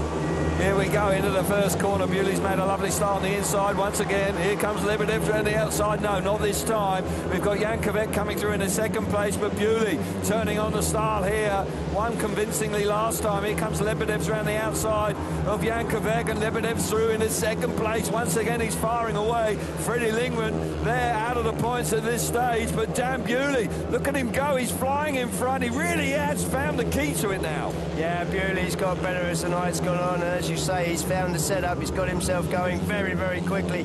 Got to say, Lebedev's rode really patiently there. Had an opportunity. Freddie Lindgren has done well. He's done well to stay on. Just going to say, Lebedev's was patient. Had the opportunity to blast around the outside. Just took his time. 2 points. That's fine for him. Indeed it is. A big moment for Freddie Lindgren. He'll be hoping the 9 points is enough for him to get through, but for Dan Bewley, this is good news indeed. Bewley, who had not the greatest of starts, but he certainly finished very strongly indeed, and heat number 20 belongs to him. Bewley, who finishes with 2 wins. He moves on to 11 points. 11 points. Good return. And just shows you how important it is to make good starts, and he utilises the inside gate in heat number 20 perfectly there, and Bewley looks fast now, so he picks up the win in heat number 20 with 3 points. Lebedev's coming through into second place, 2 points for him. Jankovic 1 point, and Freddie Lindgren unfortunately misses out there in heat number 20. Now this will make very interesting reading now. Here we go. I think all the 9 points have made it. Well, they have indeed, you're right. 14 points for Lebedevs, he leads the way. Bewley They're on 11, 10 for Janowski and Lambert and Frick. Freddie Lindgren on 9, Bartosz Marslik coming through on 9 as well, and Leon Madsen makes it tonight. They're your top 8. Kai Hülkenberg just misses out, and so does last week's winner, Martin Vasilik. What a night of Speedway. The semi-finals are just coming up.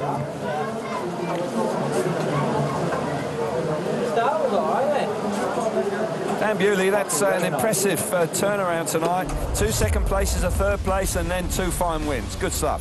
Yeah, we've seen it so many times from Dan. Sometimes he doesn't start too early. He has to work the conditions out, but when he does, he generates a lot of speed. Gets around the outside there. Lebedev's was really patient. It looked like an early part of the turn. He had the opportunity for a big blast around the outside. He's patient. There he just makes a move on Jan Kvek and gets himself into 2nd place. Pretty much settles for that for the rest of the race. He realises that 14 points is the stuff of dreams from his heats, and he's safely into the semi-finals. I just hope he can continue that. But for Lindgren, that was tough. I'm not sure if he knew the exact situation or whether the permutations here could have had an effect. Oh, there, the bike lifts quick, does well to miss the back of Kvek. Actually, sort of pretty much stops the bike completely. Does well misses to stay on, doesn't yeah, it? stays on, misses the fence, and he's into the semi-finals. But that man, yep, he's riding confidently once again. Indeed he is. He's been riding superbly well after winning Cardiff. I must say the league performances have been outstanding. Just didn't quite click in Wroclaw last weekend, but here tonight he is battling really hard. We'll look at the World Championship points that have been dished out so far this evening for the riders that haven't made the top 8 here this evening. There we see Kai Hülkenberg picks up 8 points, Vasilik on 7. Now that's just, you need to be more consistent than that if you're going to get a medal in the World Championship. Last week's winner, Jan Kvek on 6, Kubera 5, Wozniak 4, Kolodinskis 3, Jack Holder 2, and Francis Gus just picks up 1 World Championship points. Martin Vasilik will be bitterly disappointed not to make the semi-final tonight.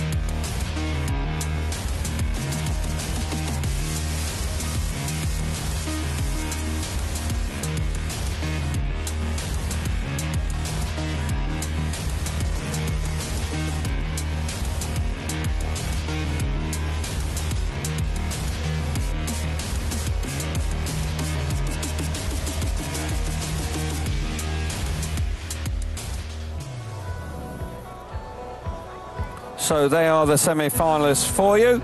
Let's make our way down to the pit area there, where Abby Stevens will take us through the gate choice for semi-final number 1. Gate selection for semi-final 1 is going to be super interesting, which gates they take. The outside gate has produced the most points. Andrei Lebedev has only dropped a point tonight. The home rider is going to start from the outside gate. Andrei will start from yellow. Up next is Robert Lambert. Robert has been in some entertaining heats. Heat 18 in the ground he had to make up was insane, and gate 3 has come good, and Robert will start from white. Now Freddie Lindgren, he's been on the podium in the last 3 rounds and he's gone straight to the inside. Freddie will start from red, which means Bartosz Marslik. A drama-filled night for Bartosz. He will start semi-final 1 from gate 2 from blue. Freddie Lindgren on the inside, Bartosz Marslik, gate number 2, gate 3 for Robert Lambert, and Lebedev's goes from the outside in semi-final number 1. So let's make our way back down now to Abby Stevens for the gate choice for semi-final number 2. And now it's a turn of gate selection for semi-final 2, and Dan doesn't take the outside gate. Dan Bewley will start from red from the inside gate. Up next is Magic Janowski, back in the semi-final as he was at his home event last week. He's thinking about it. It was pensive between gate 3 and gate 4. Magic will start from yellow from the outside gate. Max Frick, he's had loads of speed tonight. He's had 5 second places, and he will start from gate 3. So it's a repeat of semi-final 1 in this instance. The last choice, Leon Madsen, will also start from blue from gate 2. There are your runners and riders for semi-final 2. Smarslick will be keen, I'm sure. I think it's fairly obvious to say he'll be very keen to make the final here this evening.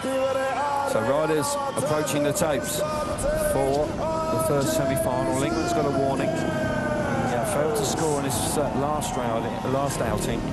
But you know what, with Freddie Lindgren, he doesn't seem to worry about that too much. He does have the ability to sort of put it behind him and then just refocus on the next race and give his very best. And he's got the inside gate, and I think he'll be more than satisfied with that. Andrei Lebedev's, who's only dropped 1 point so far, is on 14 points from the qualifiers. He's having a terrific night. Can he make his first ever final at Grand Prix level here this evening? With third choice of gate, Lindgren will have been quite shocked to have got gate 1. Yeah, I can't disagree with that. So the lineup for you is Freddie on the inside in the red helmet colour, Bartosz Smarslik, the world champion, championship leader, gate number 2 in blue, Robert Lambert, who's been outstanding tonight, Mr. Entertainment, gate number 3 in white, and Andrei Lebedev's the home favourite going from the outside in the yellow helmet colour. Can Smarslik do it? Can he make the final? He was a bit unfortunate 7 days ago with the chain hopping off the bike, and that cost him a final place, you would suggest. Here tonight, he's been upside down. He hasn't been that good through the heats, but he finally won that last qualifier to make it this far, showing great resolve and character, the sort of character you would expect from a 4-time World Speedway champion. Robert Lambert hasn't won a Grand Prix. Will tonight be his night? He's ridden well enough, and he's been riding superbly well, and he hasn't been outside the top 5 all season long, apart from one meeting in Gorzow where there was a blip that particular night. Here we go then. 3 races to go. This is the first of them. Semi-final 1. Start Marshall looks happy now. He's going to move away. Green lights on. Tapes are up. We're underway. And Lebedev's has made a decent start, but he's in trouble there. What a turn back that is from Bartosz Smarslik. He files himself to the front. Freddie made a good start initially. We got Lebedev's coming through in the 3rd place, and Robert Lambert missing out there. Oh, Lebedev's, sorry, Smarslik's in trouble there. Lifting violently there. That allows Freddie through. Well, they're all having some problems with the track surface there. Now Smarslik back up the inside. Freddie just about recovering. Oh, drama here in the first semi-final. Yeah, Lambert's coming through on the inside now of Lebedev's. It's all going on at the front. I tell you what, if these two trip over each other, those two are not far behind at the moment. Robert Lambert has now finished the move. Oh, I tell you what, Smarslik was very close to a high side, nearly hitting the back wheel of Lindgren. This one's going right down to the wire because Robert Lambert, we know the speed he can generate. We can indeed. Freddie Lindgren and Bartosz Smarslik have been untidy out in front, but they are hanging in there.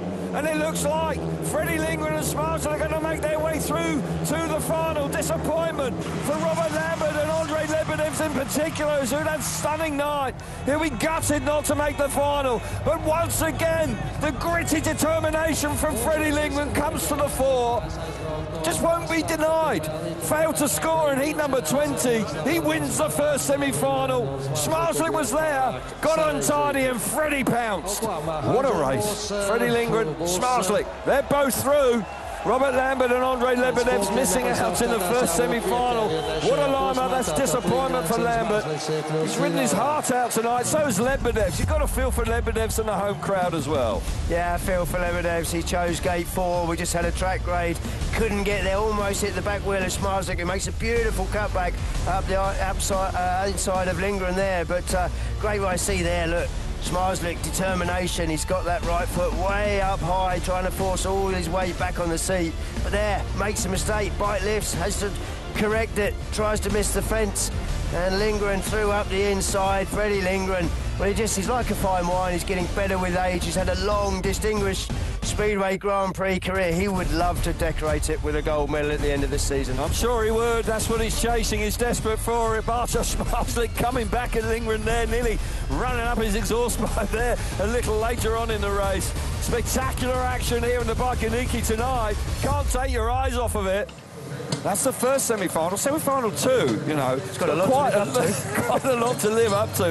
And that man, once again, after, when you reflect on it, you know, you look back on those couple of Grand Prix where he didn't perform, really was down in the dumps. That seems a distant memory now with Freddie Lindgren riding superbly well, and he's in a 4th consecutive final in the last 4 rounds. That is a terrific performance from the Swedish rider. But Smarslik hanging tough, there's no doubt about that.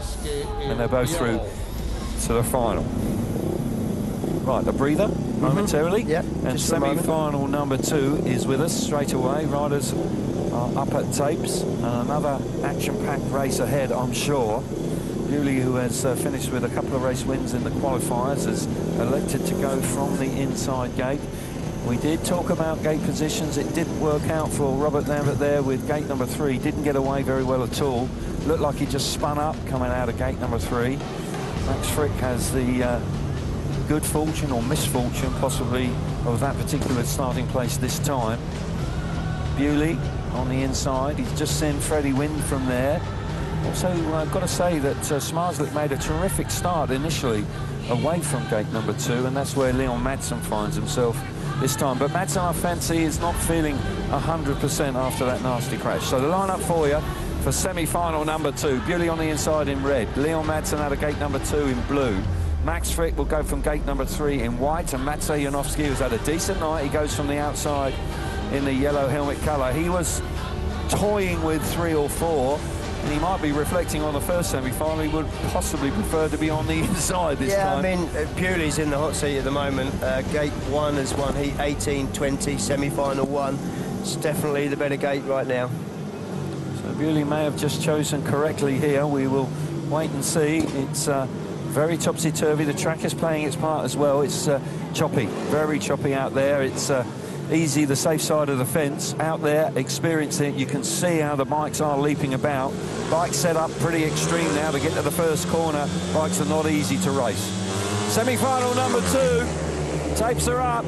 Away we go, and into the first turn. Bewley's just about got there. Round the outside, it's Maciej Janowski. He's working his way through in the second place. He gets the better of Frick down the back straight on the opening lap. They're bouncing around as they go across turns 3 and 4. Frick coming back.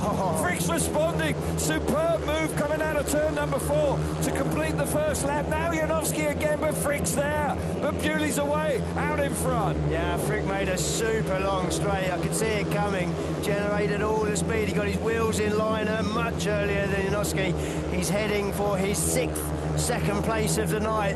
That'll do him. He'll be in the final. That's the only one he needs to win. I tell you what, he's made a bit of ground up on Dan Bewley as well. Bewley's happy, he's safe out front, but Max Frick is having a decent night.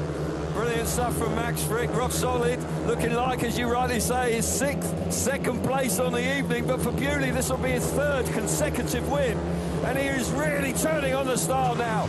Bewley and Frick are in the final. They're going to join Lindgren and Smarslik. It's going to be some shootout. Don't go anywhere. Don't go anywhere. This is wide open tonight. You have to believe that. Smashing Speedway here tonight in Riga. This Grand Prix campaign, it has not let us down at any stage this season. The racing has been top draw. Dan Bewley out in front. He makes the final. Max Frick riding really nicely, coming through in second place. He's in the final as well. Maciej Janowski momentarily was there. He misses out. And Liam Madsen also failing to make the final. Bewley, he makes finals, and you know what? He's quite good at winning to win them. This is his 5th final coming up. Can that maximum 100% record be retained tonight here in the Bajkoniki? He was off the inside gate. It worked for him. He had to work to get there. Look how wide Max Frick has gone into that corner. Now Janowski's chasing the dirt on the outside. It's too late. Max Frick's had his wheels in lines for about 10 metres more than Janowski, and he's got himself into that all-important 2nd place. Joins Dan Bewley up front. They join Lindgren and Smarslik in the final. I tell you what, go to the fridge, get a beer. When you come back, strap yourself into that chair. It's going to get exciting. Indeed. Dan Bewley actually lost his chain guard there on the open lap. He was looking down, he saw it flying away. Leon Madsen wants to chat with the referee here. I'm not quite sure why. Yeah, he's talking about Bewley's chain guard coming off and the rule book, but I mean, referees don't. They don't exclude Possibly if that riders. had been the case, he'd seen it, he would have put the red lights on. Yeah, but how many times have we seen it? We've seen it already tonight, actually. Somebody else's chain guard's been off tonight, so the precedence is set. Yeah, I think it's a long shot for Leon there. And I'm a little surprised, actually, to be perfectly honest. It's unsporting, yeah. to say the least. Yeah. Desperate. But they're obviously chatting in their mother tongue there. But because Jesper Steentoft is Danish, Leon Madsen chatting away to him. Clearly feels that there's an argument to be had with potentially a rerun. I would think that may be what he's looking for, because he... well, if it was about the chain guard, then it would have to be an exclusion. Yeah, I'm not sure that Jesper Steentoft is going to change his decision. The race was completed. They all went across the checker flag. But for Leon, I think this is a moment that he may well be... Yeah. Don't see that he's managed to change the referee's mind there. So frustration for Leon. He has got to the latter stages tonight. We'll see it once again, and we will see the chain guard fly off of Dan Bewley's bike. Clearly not done up correctly. Yeah. There it was, straight away. There it goes. It hits Leon back of his bike. Absolutely makes no difference to Leon's race whatsoever. Yes, there are regulations. Yes, you have to have a chain guard covering the primary chain, but yeah, that's after the race. He's picked it up, I think. But yeah, I'm sorry. That's a desperate phone call to the referee. Nice to see him not smash the phone. Speedway tracks get through a lot of phones throughout the year. Yep. So more drama here in the Bike-A-Niki tonight. That's for sure. So we'll see the bigger points handed out for the riders that failed to make the final tonight. They made the semi-finals, of course. Bitter disappointment, you would suggest, for Lebedevs and Robert Lambert. So Matej Janowski picks up 12 World Championship points, Robert Lambert on 11, Andrei Lebedev's 10, and that doesn't seem fair when you consider he scored 14 from his qualifying heats. Leon Madsen picks up 9 for his efforts here this evening, and then on down we've run through the bottom 8 a little earlier on. One more race to go, the big World Championship points on the line. Will Freddie Lindgren be able to eke into the 15-point lead that Bartosz Marslik has? You would suggest there's a chance here. Gate positions are going to play a huge part, and we'll have a look at the gate success once again, potentially for the last time this evening. 6 wins off the inside. It's coming good late on. 4 wins out of gate number 2, 5 wins out of gate number 3, and 7 wins off the outside. I think if I had first choice, I'd just have to go for the inside gate now. Absolutely. I think the track is not going to be prepared now. It's going to be left alone, and the inside gate has worked well in the 2 semi-finals. Gate 1 has won both semi-finals. Yeah, I mean, of this stage after the track grade with the 2 semi-finals having gone out already, gate 4 is probably at its best chance of giving you a result round the first turn, but when you've got riders of this calibre, you really can't give up the inside gate. So the gate choice for the grand final is upon us. Abby, take it away. Gate selection for the final. Now, it was the inside gate that's won both of the semi-finals, and Dan Bewley sticks to it. Dan will start from red. Now, where will Freddie Lindgren take?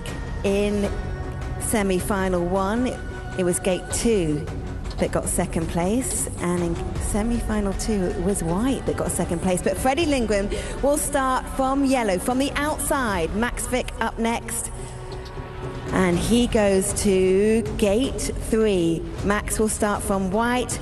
Bartosz Marslik back into the final, and he again will go from gate 2. Bartosz starts from blue.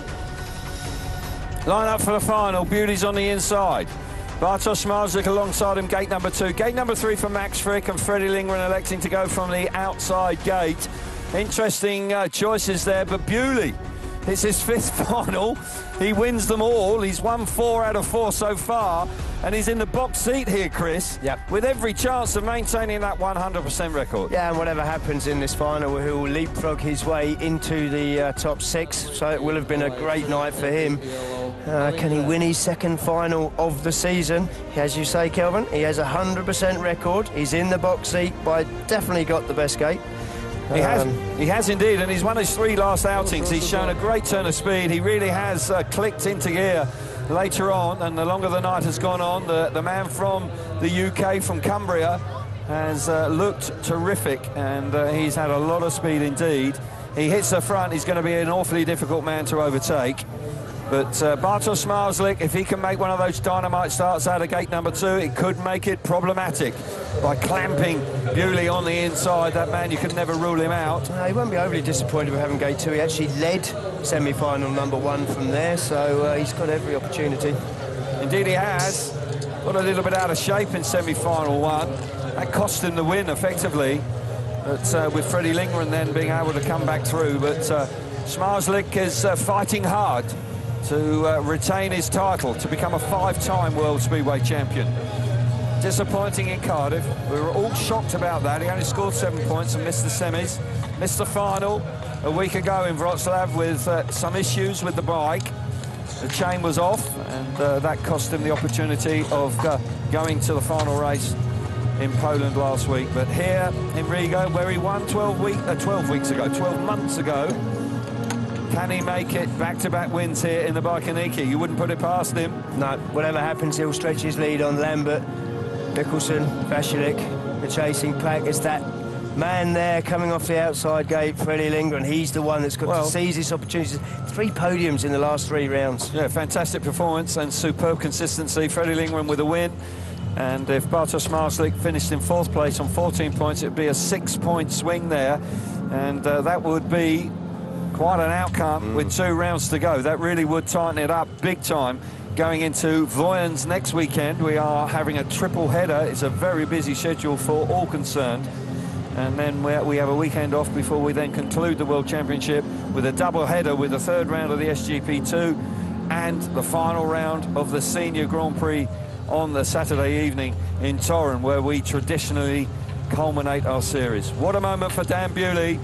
Cool, calm and collected character, but it must be going through his mind. He's only human after all. But he does have this remarkable record. I don't think it's a record that anybody else has.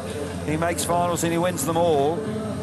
And with the inside gate here, he has every chance of maintaining that record. It would be remarkable, it really would. I fancy him, I really do. I think he gets his nose in front. He's only got to be level with Smarslik going into the first turn. The bike's working well, he's riding nicely. He looks like he's really enjoying it out there. And some riders aren't. No, he looks the most comfortable. You know, he's at one with the bike. He's light going into the corners. He's letting the bike settle down, sort itself out, and then he's finding all the traction around the outside. He's making all the right moves. He's making decent starts. He's only got to make a decent start from the inside, and he will have the advantage. So the boys are on their way around to the start for the final time tonight. Max Frick, I just want to mention him because he's had an extraordinary night. He's had 6 rides and 6 second places. He actually finished 2nd in the Grand Prix a little earlier on when he came back. His 2nd outing, I think it was Melilla, where he finished 2nd and picked up 18 points. Subsequently, points have been hard to come by for the Australian. He's back in the big time now. Going to pick up a minimum 14 here, but he'll be looking for more. He's won a couple of Grand Prix in the past, so he is accustomed to winning. He knows what it's all about. He knows that feeling. And what an opportunity for Max Frick here as a replacement rider coming in, making his 2nd final of the season. Smarslik has had to work very hard. We've been going on about it all night long. So the line-up for the final. Dan Bewley's on the inside in the red helmet colour. Bartosz Smarslik, he goes out of gate number 2 in blue. Max Frick, gate number 3 in white, and Freddie Lindgren on the outside in the yellow helmet colour. I do hope you've enjoyed it at home. This track is not easy, and we have seen some tremendous speedway here in the Bajkoniki tonight. It's round number 9, and all 9 rounds have been spectacular. They really haven't let us down at all. No, it's been great. It's been terrific stuff. And there's a lot on this fight. Dan Bewley wants to keep his 100% record in finals, of course he does. And you've got to add to that a couple of super heats. qualifying heats. He's been absolutely, sprint race, he's been absolutely fantastic in as well. Yeah. Winning both of those. Smarslik wants to extend his lead, not let the gap close anymore. Lindgren, well, he just wants to win his first World Championship, doesn't he? Indeed he does. So lots of different storylines here on the start line. Didn't look like Smarslik was going to get to the latter stages earlier on when he was upside down underneath two bikes as they were roaring up. Well, it was an ugly scenes actually as they came out of turn number 2 earlier on this evening in heat number 4. We are now at heat 23. It's the grand final in the Baikoniki Stadium here tonight. Here we go then, final time in Riga. Tapes up, we're underway. Beauty's made a lovely start on the inside. He gets there. He fastens himself to front. Beauty, whoa, he's under pressure now. Smarslik with a sensational first corner.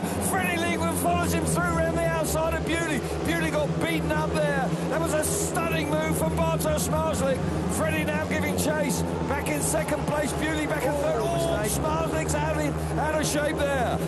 Yeah, Smarslik got all out of shape there. He's riding a little bit tight. He's not comfortable, but I'll tell you what, he's racing hard, and Lindgren's doing absolutely everything he can. He knows this is a decent result, but it's going to see Smarslik take a couple more points. Lead going into the last couple of rounds. He's still going at it. Bewley, unfortunate for him, done everything off the start. Just got swallowed up in the first turn. Smarslik out in front. What a result this is going to be. Didn't look like a winner earlier on, not at all. Freddie's trying everything he knows back in second place, but it's going to be back-to-back wins for the world champion here in the Baikoniki in Riga. That's an astonishing result. A round of applause for Bartosz Smarslik. That's why he's a 4-time world champion. He's been under immense pressure. The confidence has been dented recently, but wow. That stunning move in the first corner fired him to the front, Chris, and that's what it's all about. Yeah, he's had a terrible night, hasn't he? He's won the Grand Prix, extended his lead with 2 rounds to go. I tell you what, he worked hard. The way he started his evening underneath those bikes, this is the result of a champion, a 4-time champion, and there's every chance he'll be a 5-time champion. So he takes a couple of points away from Freddie Lindgren there with 20 points there, 18-2 Freddie, of course. The 100% record for Bewley is now no longer. He finishes on the rostrum, but doesn't win here in Riga. But for Bartosz Smarslik, you can see the way he's reacting there. There is relief. There is, I think he's a little bewildered. I think it's been a rocky road of late. There's been confusion in the camp, bit of argy-bargy and arguments going on in Wrocław last weekend, which is very rare indeed with that tight-knit team that they have in the pits. But wow, he has bounced back in style here tonight. Bartosz Smarslik wins the final here in Riga for the 2nd consecutive year. Freddie Lindgren, 2nd place for him. Dan Bewley makes it 3rd place, and Max Frick misses out there and finishes in 4th place in the final. 20 massive points for Bartosz Smarslik, and now all of a sudden with 2 rounds to go, a 17-point lead in the championship. You've got to believe the championship will be his in 2024. Yeah, Smarslik, he only had one thing on his mind. He wanted to get across Dan Bewley, wanted to make the start clean. As soon as he didn't, there just makes a perfectly timed cutback. I've got to get to the inside. I've got to be getting down the inside of these other riders. He does so perfectly. Bewley gets beaten up there, coming into the 2nd lap, makes a big mistake. Looks like he might concede the lead, but he gets it back under control very quickly. This is just like last year, the first Riga Grand Prix. Bartosz Smarslik never looked comfortable all night, but once again, he comes out on top. Finds a way to win, and when you can do that, you can win championships, and he's already got nothing to prove in that regard. But one way or another, in recent weeks, pressure has been mounting on the world champion. Questions have been asked. Well, he's answered a lot of them tonight, hasn't he? Certainly has. And you can see the way he's reacted there. That clearly means an awful lot to him. And he wins his 2nd Grand Prix of the season. He now matches Martin Vasilik, and the team will be chuffed to bits with that. No doubt about that, because they have been through the mill a bit of late. Well, the team have had pressure as well, haven't they? Yeah, absolutely. He lost a chain in Wrocław. That never happens, you know. That's something that just doesn't happen to Bartosz Smarslik. Absolutely. Bewley making a rostrum tonight, didn't win the final. But we'll see the big points handed out now for you for the evening. 20 points for Bartosz Marslik, 18 for Freddie Lindgren, 16 points for Dan Bewley, and Max Frick picking up 14 for fourth place there. Obviously, Janowski, Robert Lambert, Lebedevs and Leon Madsen on down. They round out the top 8 this evening. It's been quite a remarkable night of Speedway. I'm not quite sure how I'm going to get home because it really has been quite an exhausting night. I don't know how that man feels. He must be relieved and also overjoyed all at the same time. So let's have a look at the standings now. This will make interesting reading as always. After 9 rounds of this 11-round series, Smarslik leads the way on 141 points, 124 now for Freddie Lindgren, moving clearly into second place. Lambert just slipping back a touch. He's on 117. Martin Vasilik, 102 for him. Mickelson, who had a nasty incident earlier on this evening, all the best for him on 101. 100 points now for Dan Bewley, 5 points, and Jack Holder, who's going the wrong way. Dominic Kubera rounds out the top 8 on 78. Leon Madsen there on 76 with work to do.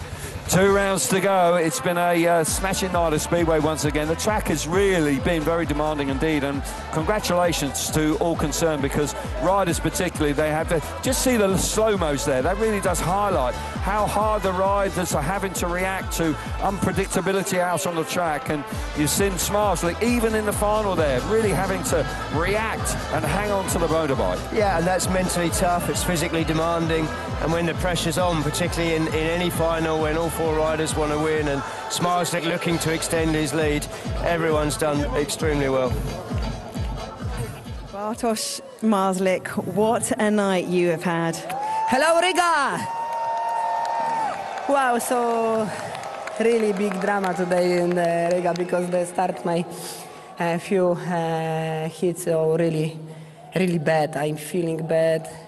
I have the wrong set, which my bike, I feel like really slow, and after 2-3 hits I say to my team, okay, let's go, but really easy, because also the track so today so really hard, and I must focus for the make small or big points. But when I feeling before semi-final, wow, this is this, and I can again come back for tonight, and I also have the hard gating in the semi-final and final, and for me so really bad, but I'm really happy, because this winning today so not so easy. This is really hard, but I'm really again amazing night for me in Riga. And you did have 2 bikes on top of you at one stage in your opening heat, but how important were these points tonight considering the last 2 rounds? Yeah, I'm using the 2 engine, but after crash, my boys must changing engine from the next frame. And a lot of big thanks for my team and for my tuner, because when it's hard, all the time everyone working for me. We know what a close-knit team you guys are. So important for the standings. You really just showed a champion's performance tonight, because your last qualifying heat was also vital, and you got the 3 points then. And like you said, tough gate position for the semi-finals and finals. True, and my boys also they make it for me. So no hard, but smart work. This is most important tonight. I can say to cześć Andzio. Tata przyjeżdża z pucharem do domu. Buziaki. And a smart rider on the bike. Well done. Thank you. Yeah, that was a pretty special performance from Bartosz Marslik against the odds. He really had to battle his way through. Clearly, all sorts of work going on in the pits with swapping engines over. That's not normally the case, in truth, but clearly that he fancied that engine out of that bike that got turned upside down. And congratulations to all concerned, making sure, and I think what he means by smart, no mistakes. Nothing was left loose, nothing fell off the motorbike as a consequence of ripping one engine out and throwing it in another bike. That is quite a challenge. That's a lot of work. That's a lot of work to do. I don't think Bartek or his team have ever had such a difficult Grand Prix win. No, it will be very satisfying indeed. Dan Bewley makes his way forward now. Brilliant effort from him to make the rostrum once again. He's had a win and a third this year. Certainly, it's a decent effort Freddie Lindgren coming forward now.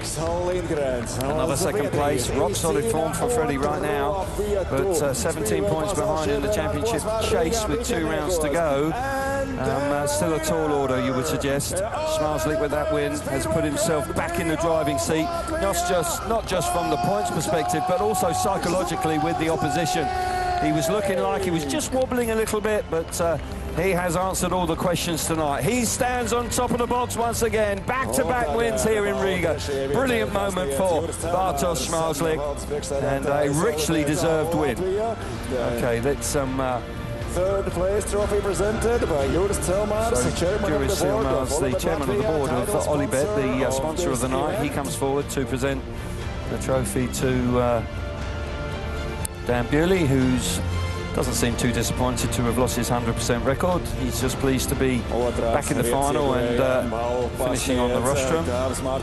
Second place trophy is presented by Davis Martins Daugavitis. He's the chairman of sports for the subcommittee of Parliament in Latvia. So a politician coming forward there to present a trophy. And now I had problems with this name yesterday. The FIM representative here, who with the first place trophy is Giedra Leskowskiene.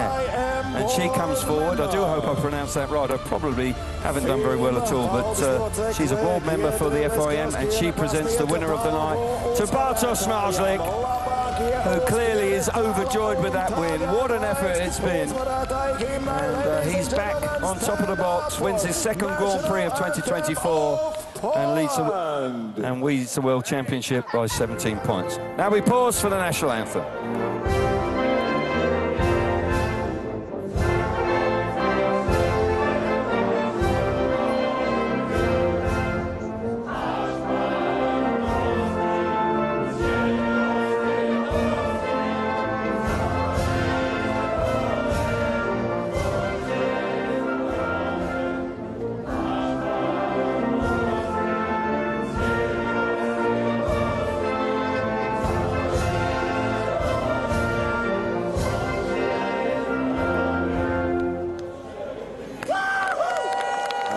So there we go.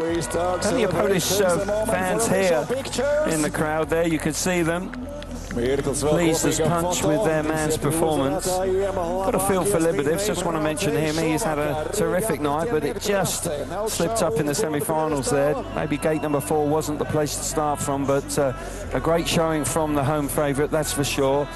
Rode superbly well in the qualifying races, and Lebedev's his first final can't be far away. He's riding very well indeed of late, but for these three, well, it's another terrific moment for them. Bewley back on the rostrum, Freddie Lindgren in a rich vein of form, but there's no doubt that with a 17-point lead going into Voyens next weekend, Schmarzlik is in the driving seat. Yeah, congratulations to all three, and that man Bartosz Schmarzlik, he really has sent out a statement to the chasing pack, basically saying, I may not be at my best, but I can still win Grand Prix. Yeah, and he's done it the hard way. He did something similar here last year where he didn't look very comfortable, but came out on top, and that shows the character of the man. He's done it probably the hard way tonight when you consider what's gone on leading up to this meeting this evening. It's, I think you could see the way he celebrated the win. It really did mean an awful lot to him. Clearly feeling the pressure, trying different engines at one point in Cardiff, which didn't appear to work out for him. He's elected to go back with his original engine tuner for the last couple of rounds, and there's no doubt that he showed a great turn of speed there, and that turn back in the first corner, Bewley kind of admitted he didn't make the best of it round that first corner, possibly needed to hug the inside really tightly, sort of drifted off and the gap opened up, and riders of the quality of Bartosz Schmarzlik and Freddie Lindgren, you don't give them a second invite. But brilliant Speedway. There's your top three on the evening. Really has been an exciting night, dramatic night of Speedway. All the very best to Mikkel Mikkelsen. I do hope we can see him next weekend. So for the moment, let's get some more reflection on the evening with Greg Hancock, and yeah, we can make our way down to Greg and Abby to wrap things up. What a dramatic night here in Riga, and Bartosz Marslik, wow, did he have to do it the hard way. Yeah, you aren't kidding, you know. I mean, watching what he did, that first heat, you know, that they had was horrific, and the way you could see the restart, he wasn't himself, but the way he composed himself, brought himself back, and won so dominantly in the end there, just raises the question for me, has he really been, you know, challenged all year like this? Or, I mean, is this just something that was kind of a moment to show everybody, like, no, I'm here to play ball? But do you think he could be that audacious where... He might have had some issues, but I mean, you can see this guy when he really gets flustered there. I mean, tonight that was a big hit that he had, and he came back acting like it was no big deal, and the dude's amazing. Yeah, well, we really do hope that Mikkel Mikkelsen is okay, because he's been in great form. But for Bartosz Marslik, it was quite a performance. He was saying how smart his team had to be. They took the engine from one bike to another. They've just thrown everything at it. His last qualifying heat also critical.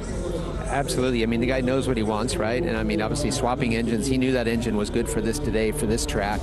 And those guys probably worked their butt off tonight. But I mean, the guy was dominant, and you can just see, you've got to feel the energy and the inspiration that he can build throughout the night. And, you know, hats off to the dude. No wonder he's the world champ already, 4-time world champ. I know. For Freddie, so consistent in these last few rounds. But Bartosz now the 7-point lead as we go to Royan. So what can we expect there in Denmark? Well, I mean, that's the, you know, it's getting closer and closer, and Bartek just really kind of established himself. You know, I'm the king of the castle here, and if you guys want to take it, you're going to have to offer a little bit more. So Voyens is going to be a big one for a lot of these guys, and, you know, Bartek, you know, theoretically, he could nail it there if he has another night like tonight. Greg, thanks.